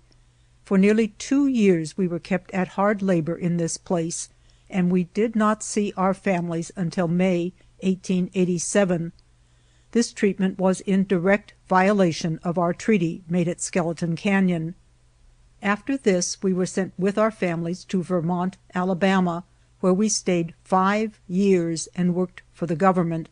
We had no property, and I looked in vain for General Miles to send me to that land of which he had spoken. I longed in vain for the implements, house, and stock that General Miles had promised me. During this time one of my warriors, Fun, killed himself and his wife. Another one shot his wife and then shot himself. He fell dead, but the woman recovered and is still living. We were not healthy in this place, for the climate disagreed with us. So many of our people died that I consented to let one of my wives go to the Mescalero Agency in New Mexico to live. This separation is according to our custom equivalent to what the white people call divorce, and so she married again soon after she got to Mescalero. She also kept our 2 small children, which she had a right to do. The children, Lena and Roby, are still living at Mescalero, New Mexico. Lena is married. I kept one wife, but she is dead now, and I have only our daughter Eva with me. Since my separation from Lena's mother, I have never had more than one wife at a time. Since the death of Eva's mother, I married another woman, December 1905, but we could not live happily and separated. She went home to her people. That is an Apache divorce. Then, as now, Mr. George Rayton superintended the Indians. He has always had trouble with the Indians because he has mistreated them. One day an Indian, while drunk, stabbed Mr. Rayton with a little knife. The officer in charge took the part of Mr. Rayton, and the Indian was sent to prison. When we first came to Fort Sill, in October 1894, Captain Scott was in charge, and he had houses built for us by the government. We were also given, from the government, cattle, hogs, turkeys, and chickens. The Indians did not do much good with the hogs, because they did not understand how to care for them, and not many Indians even at the present time keep hogs. We did better with the turkeys and chickens, but with these we did not have as good luck as white men do. With the cattle we have done very well indeed, and we like to raise them. We have a few horses also, and have had no bad luck with them. In the matter of selling our stock and grain, there has been much misunderstanding. The Indians understood that the cattle were to be sold and the money given to them, but instead part of the money is given to the Indians, and part of it is placed in what the officers call the Apache Fund. We have had 5 different officers in charge of the Indians here, and they have all ruled very much alike, not consulting the Apaches or even explaining to them. It may be that the government ordered the officers in charge to put this cattle money into an Apache fund, for once I complained and told Lieutenant Purrington that I intended to report to the government that he had taken some of my part of the cattle money and put it into the Apache fund. He said he did not care if I did tell. Several years ago the issue of clothing ceased. This too may have been by the order of the government, but the Apaches do not understand it. If there is an Apache fund, it should someday be turned over to the Indians, or at least they should have an account of it, for it is their earnings. When General Miles last visited Fort Sill, I asked to be relieved from labor on account of my age. I also remembered what General Miles had promised me in the treaty, and told him of it. He said I need not work any more, except when I wished to, and since that time I have not been detailed to do any work. I have worked a great deal, however, since then, for although I am old, I like to work and help my people as much as I am able. The Old and the New, Part 1. Chapter 20. Unwritten Laws of the Apaches. Trials. When an Indian has been wronged by a member of his tribe, he may, if he does not wish to settle the difficulty personally, make complaint to the chieftain. If he is unable to meet the offending parties in a personal encounter, and disdains to make complaint, anyone may in his stead inform the chief of this conduct, and then it becomes necessary to have an investigation or trial. Both the accused and the accuser are entitled to witnesses, and their witnesses are not interrupted in any way by questions, but simply say what they wish to say in regard to the matter. The witnesses are not placed under oath, because it is not believed that they will give false testimony in a matter relating to their own people. The chief of the tribe presides during these trials, but if it is a serious offense, he asks 2 or 3 leaders to sit with him. These simply determine whether or not the man is guilty. If he is not guilty, the matter is ended, and the complaining party has forfeited his right to take personal vengeance, for if he wishes to take vengeance himself, he must object to the trial which would prevent it. If the accused is found guilty, the injured party fixes the penalty, which is generally confirmed by the chief and his associates. Adoption of children. If any children are left orphans by the usage of war or otherwise, that is, if both parents are dead, the chief of the tribe may adopt them or give them away as he desires. In the case of outlawed Indians, they may, if they wish, take their children with them, but if they leave the children with the tribe, the chief decides what will be done with them, but no disgrace attaches to the children. Salt Lake. We obtained our salt from a little lake in the Gila Mountains. This is a very small lake of clear, shallow water, and in the center a small mound arises above the surface of the water. The water is too salty to drink, and the bottom of the lake is covered with a brown crust. When this crust is broken, cakes of salt adhere to it. These cakes of salt may be washed clear in the water of this lake, but if washed in other water will dissolve.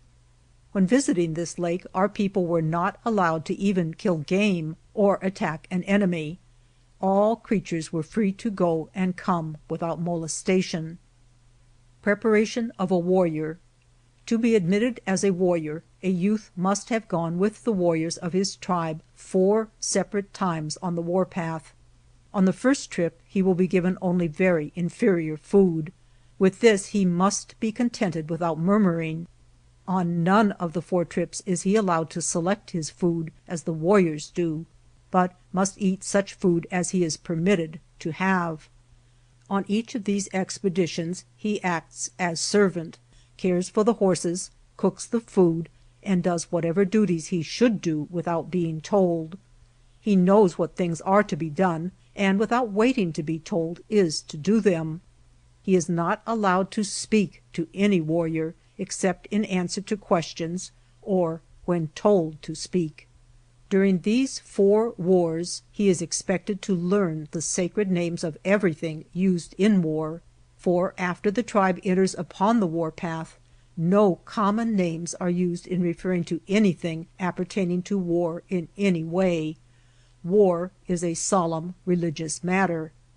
If, after 4 expeditions, all the warriors are satisfied that the youth has been industrious, has not spoken out of order, has been discreet in all things, has shown courage in battle, has borne all hardships uncomplainingly, and has exhibited no color of cowardice or weakness of any kind, he may, by vote of the council, be admitted as a warrior.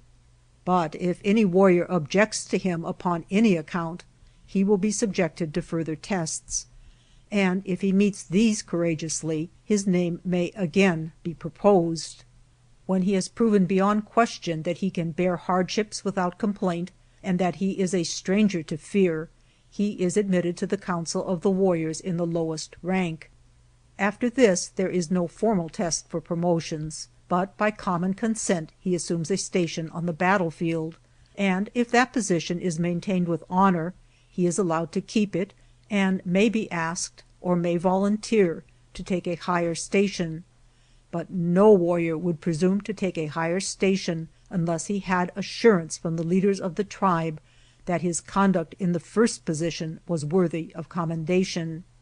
From this point upward, the only election by the council in formal assembly is the election of the chief. Old men are not allowed to lead in battle, but their advice is always respected. Old age means loss of physical power, and is fatal to active leadership. Dances.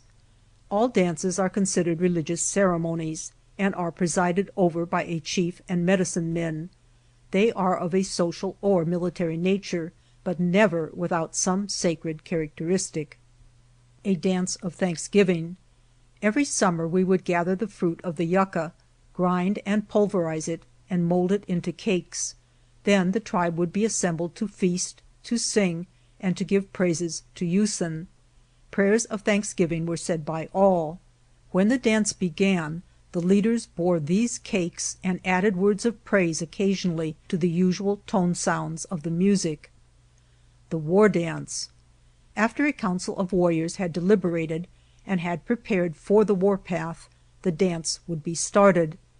In this dance there is usual singing led by the warriors and accompanied by the beating of the esadadene, but the dancing is more violent, and yells and war whoops sometimes almost drown the music. Only warriors participated in this dance. Scalp dance. After a war party has returned, a modification of the war dance is held. The warriors who have brought scalps from the battles exhibit them to the tribe, and when the dance begins, these scalps, elevated on poles or spears, are carried around the campfires while the dance is in progress. During this dance there is still some of the solemnity of the war dance. There are yells and war whoops frequently accompanied by discharge of firearms, but there is always more levity than would be permitted at a war dance. After the scalp dance is over, the scalps are thrown away. No Apache would keep them, for they are considered defiling. A social dance. In the early part of September 1905, I announced among the Apaches that my daughter, Eva, having attained womanhood, should now put away childish things and assume her station as a young lady. At a dance of the tribe she would make her debut, and then or thereafter it would be proper for a warrior to seek her hand in marriage. Accordingly, invitations were issued to all Apaches and many Comanches and Kiowas to assemble for a grand dance on the green by the south bank of Medicine Creek, near the village of Naiche, former chief of the Chokonen Apaches, on the first night of full moon in September. The festivities were to continue for 2 days and nights. Nothing was omitted in the preparation that would contribute to the enjoyment of the guests or the perfection of the observance of the religious rite. To make ready for the dancing, the grass on a large circular space was closely mowed. The singing was led by Chief Naiche, and I, assisted by our medicine men, directed the dance. First Eva advanced from among the women and danced once around the campfire. Then, accompanied by another young woman, she again advanced and both danced twice around the campfire. Then she and 2 other young ladies advanced and danced 3 times around the campfire. The next time she and 3 other young ladies advanced and danced 4 times around the campfire. This ceremony lasted about 1 hour. Next the medicine men entered, stripped to the waist, their bodies painted fantastically, and danced the sacred dances. They were followed by clown dancers, who amused the audience greatly. Then the members of the tribe joined hands and danced in a circle around the campfire for a long time. All the friends of the tribe were asked to take part in this dance, and when it was ended, many of the old people retired, and the "lovers' dance" began. The warriors stood in the middle of the circle, and the ladies, two and two, danced forward and designated some warrior to dance with them. The dancing was back and forth on a line from the center to the outer edge of the circle. The warrior faced the two ladies, and when they danced forward to the center, he danced backward. Then they danced backward to the outer edge, and he followed, facing them. This lasted 2 or 3 hours, and then the music changed. Immediately the warriors assembled again in the center of the circle, and this time each lady selected a warrior as a partner. The manner of dancing was as before, only 2 instead of 3 danced together. During this dance, which continued until daylight, the warrior, if dancing with a maiden, could propose marriage, and if the maiden agreed, he would consult her father soon afterward and make a bargain for her. Upon all such occasions as this, when the dance is finished, each warrior gives a present to the lady who selected him for a partner and danced with him. If she is satisfied with the present, he says goodbye. If not, the matter is referred to someone in authority, medicine man or chief, who determines the question of what is a proper gift. For a married lady, the value of the present should be $2 or $3. For a maiden, the present should have a value of not less than $5. Often, however, the maiden receives a very valuable present. During the lovers' dance, the medicine men mingle with the dancers to keep out evil spirits. Perhaps I shall never again have cause to assemble our people to dance, but these social dances in the moonlight have been a large part of our enjoyment in the past, and I think they will not soon be discontinued. At least, I hope not. End of section 8.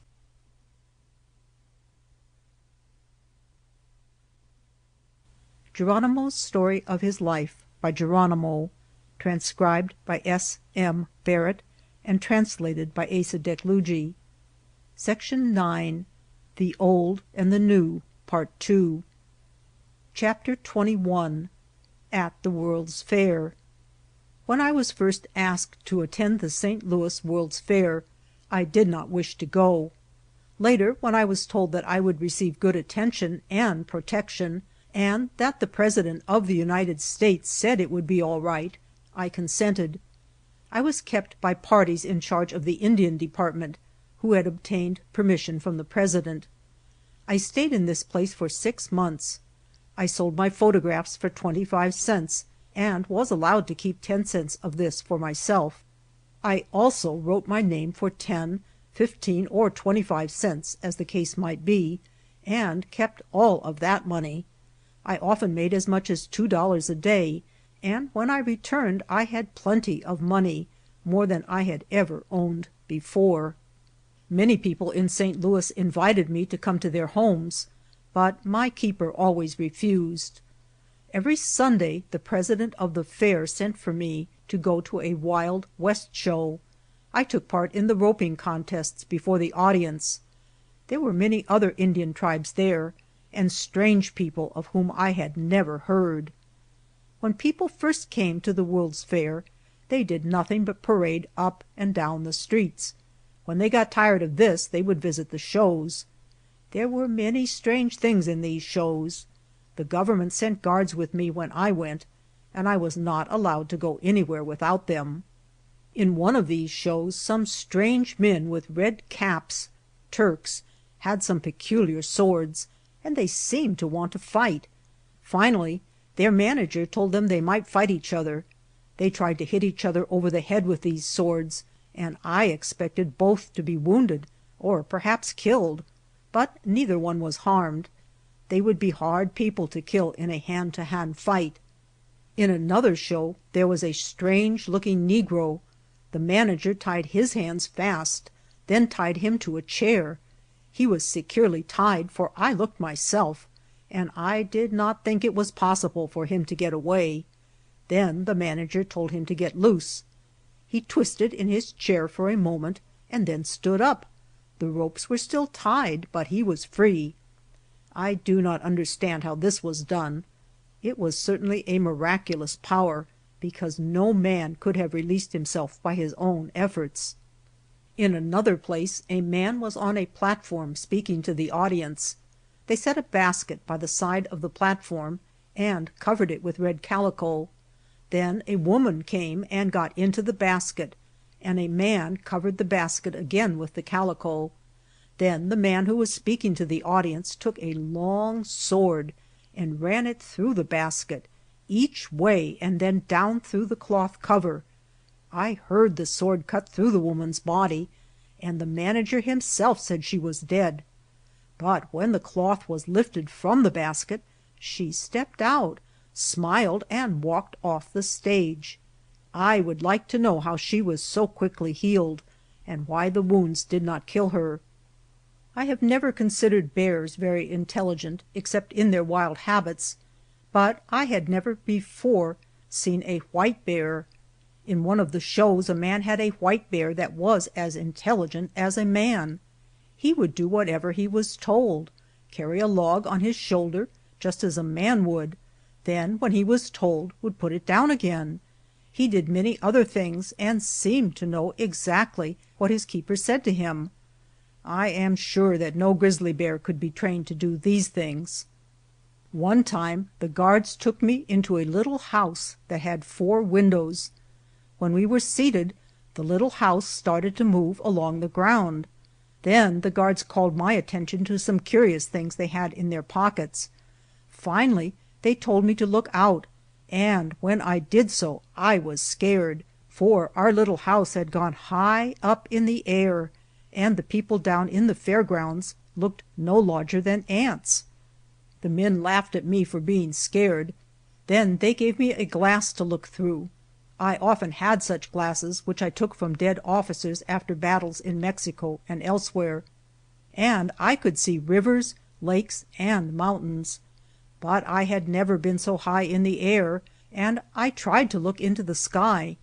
There were no stars, and I could not look at the sun through this glass because the brightness hurt my eyes. Finally I put the glass down, and as they were all laughing at me, I too began to laugh. Then they said, "Get out," and when I looked we were on the street again. After we were safe on the land, I watched many of these little houses going up and coming down, but I cannot understand how they travel. They are very curious little houses. One day we went into another show, and as soon as we were in it, it changed into night. It was real night, for I could feel the damp air. Soon it began to thunder and the lightnings flashed. It was real lightning too, for it struck just above our heads. I dodged and wanted to run away, but I could not tell which way to go in order to get out. The guards motioned me to keep still, and so I stayed. In front of us were some strange little people who came out on the platform. Then I looked up again, and the clouds were all gone, and I could see the stars shining. The little people on the platform did not seem in earnest about anything they did, so I only laughed at them. All the people around where we sat seemed to be laughing at me. We went into another place, and the manager took us into a little room that was made like a cage. Then everything around us seemed to be moving. Soon the air looked blue. Then there were black clouds moving with the wind. Pretty soon it was clear outside. Then we saw a few thin white clouds. Then the clouds grew thicker, and it rained and hailed with thunder and lightning. Then the thunder retreated, and a rainbow appeared in the distance. Then it became dark. The moon rose, and thousands of stars came out. Soon the sun came up, and we got out of the little room. This was a good show, but it was so strange and unnatural that I was glad to be on the streets again. We went into one place where they made glassware. I had always thought that these things were made by hand, but they are not. The man had a curious little instrument, and whenever he would blow through this into a little blaze, the glass would take any shape he wanted it to. I am not sure, but I think that if I had this kind of an instrument, I could make whatever I wished. There seems to be a charm about it. But I suppose it is very difficult to get these little instruments, or other people would have them. The people in this show were so anxious to buy the things the man made that they kept him so busy he could not sit down all day long. I bought many curious things in there and brought them home with me. At the end of one of the streets some people were getting into a clumsy canoe upon a kind of shelf and sliding down into the water. They seemed to enjoy it, but it looked too fierce for me. If one of these canoes had gotten out of its path, the people would have been sure to get hurt or killed. There were some little brown people at the fair that United States troops captured recently on some islands far away from here. They did not wear much clothing, and I think that they should not have been allowed to come to the fair. But they themselves did not seem to know any better. They had some little brass plates, and they tried to play music with these, but I did not think it was music. It was only a rattle. However, they danced to this noise and seemed to think they were giving a fine show. I do not know how true the report was, but I heard that the President sent them to the fair so that they could learn some manners, and when they went home, teach their people how to dress and how to behave. I am glad I went to the fair. I saw many interesting things and learned much of the white people. They are a very kind and peaceful people. During all the time I was at the fair no one tried to harm me in any way. Had this been among the Mexicans, I am sure I should have been compelled to defend myself often. I wish all my people could have attended the fair. Chapter 22. Religion. In our primitive worship, only our relations to Usen and the members of our tribe were considered as appertaining to our religious responsibilities. As to the future state, the teachings of our tribe were not specific. That is, we had no definite idea of our relations and surroundings in after life. We believe that there is a life after this one, but no one ever told me as to what part of man lived after death. I have seen many men die. I have seen many human bodies decayed, but I have never seen that part which is called the spirit. I do not know what it is, nor have I yet been able to understand that part of the Christian religion. We held that the discharge of one's duty would make his future life more pleasant, but whether that future life was worse than this life, or better, we did not know, and no one was able to tell us. We hoped that in the future life, family and tribal relations would be resumed. In a way we believed this, but we did not know it. Once, when living in San Carlos Reservation, an Indian told me that while lying unconscious on the battlefield, he had actually been dead, and had passed into the spirit land. First he came to a mulberry tree growing out from a cave in the ground. Before this cave a guard was stationed, but when he approached without fear, the guard let him pass. He descended into the cave, and a little way back the path widened and terminated in a perpendicular rock many hundreds of feet wide and equal in height. There was not much light, but by peering directly beneath him he discovered a pile of sand reaching from the depths below to within 20 feet of the top of the rock where he stood. Holding to a bush, he swung off from the edge of the rock and dropped into the sand, sliding rapidly down its steep side into the darkness. He landed in a narrow passage running due westward through a canyon, which gradually grew lighter and lighter until he could see as well as if it had been daylight. But there was no sun. Finally he came to a section of this passage that was wider for a short distance, and then, closing abruptly, continued in a narrow path. Just where this section narrowed, 2 huge serpents were coiled, and rearing their heads, hissed at him as he approached. But he showed no fear, and as soon as he came close to them they withdrew quietly and let him pass. At the next place, where the passage opened into a wider section, were 2 grizzly bears prepared to attack him, but when he approached and spoke to them, they stood aside and he passed unharmed. He continued to follow the narrow passage, and the third time it widened and 2 mountain lions crouched in the way, but when he had approached them without fear and had spoken to them, they also withdrew. He again entered the narrow passage. For some time he followed this, emerging into a 4th section beyond which he could see nothing. The further walls of this section were clashing together at regular intervals with tremendous sounds, but when he approached them they stood apart until he had passed. After this he seemed to be in a forest, and following the natural draws which led westward, soon came into a green valley where there were many Indians camped and plenty of game. He said that he saw and recognized many whom he had known in this life, and that he was sorry when he was brought back to consciousness. I told him if I knew this to be true, I would not want to live another day, but by some means, if by my own hands, I would die in order to enjoy these pleasures. I myself have lain unconscious on the battlefield, and while in that condition have had some strange thoughts or experiences, but they are very dim and I cannot recall them well enough to relate them. Many Indians believe this warrior, and I cannot say that he did not tell the truth. I wish I knew that what he said is beyond question true, but perhaps it is as well that we are not certain.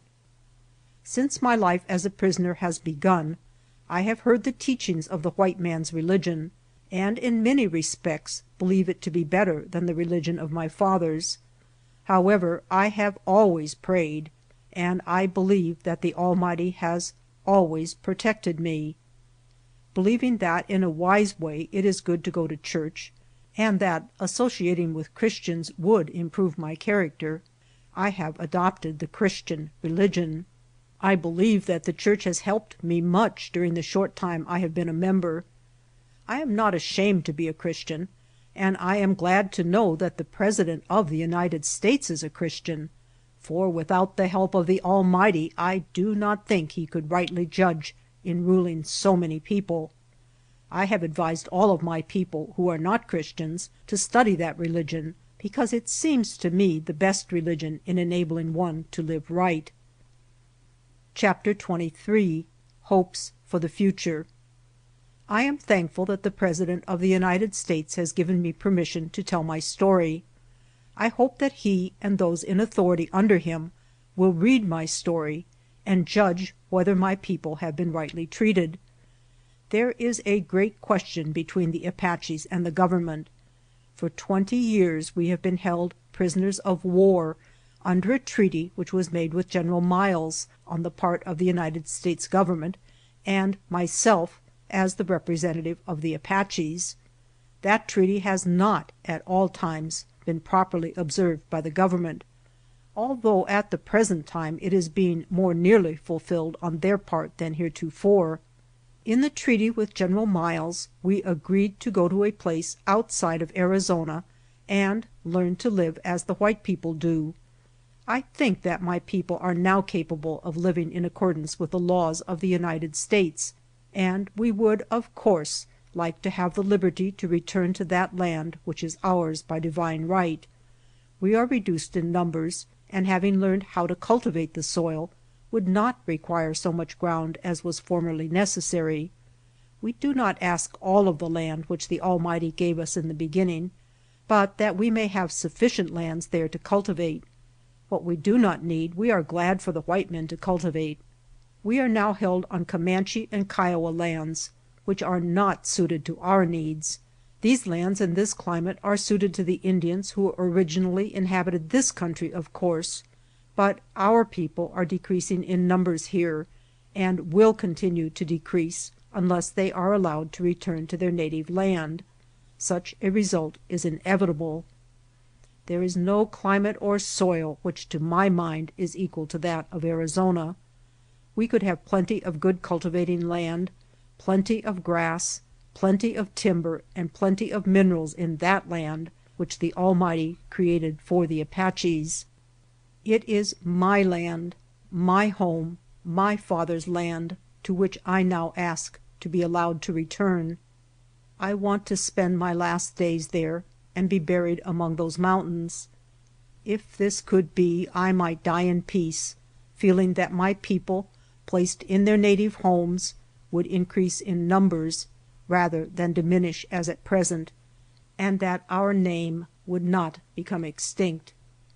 I know that if my people were placed in that mountainous region lying around the headwaters of the Gila River, they would live in peace and act according to the will of the President.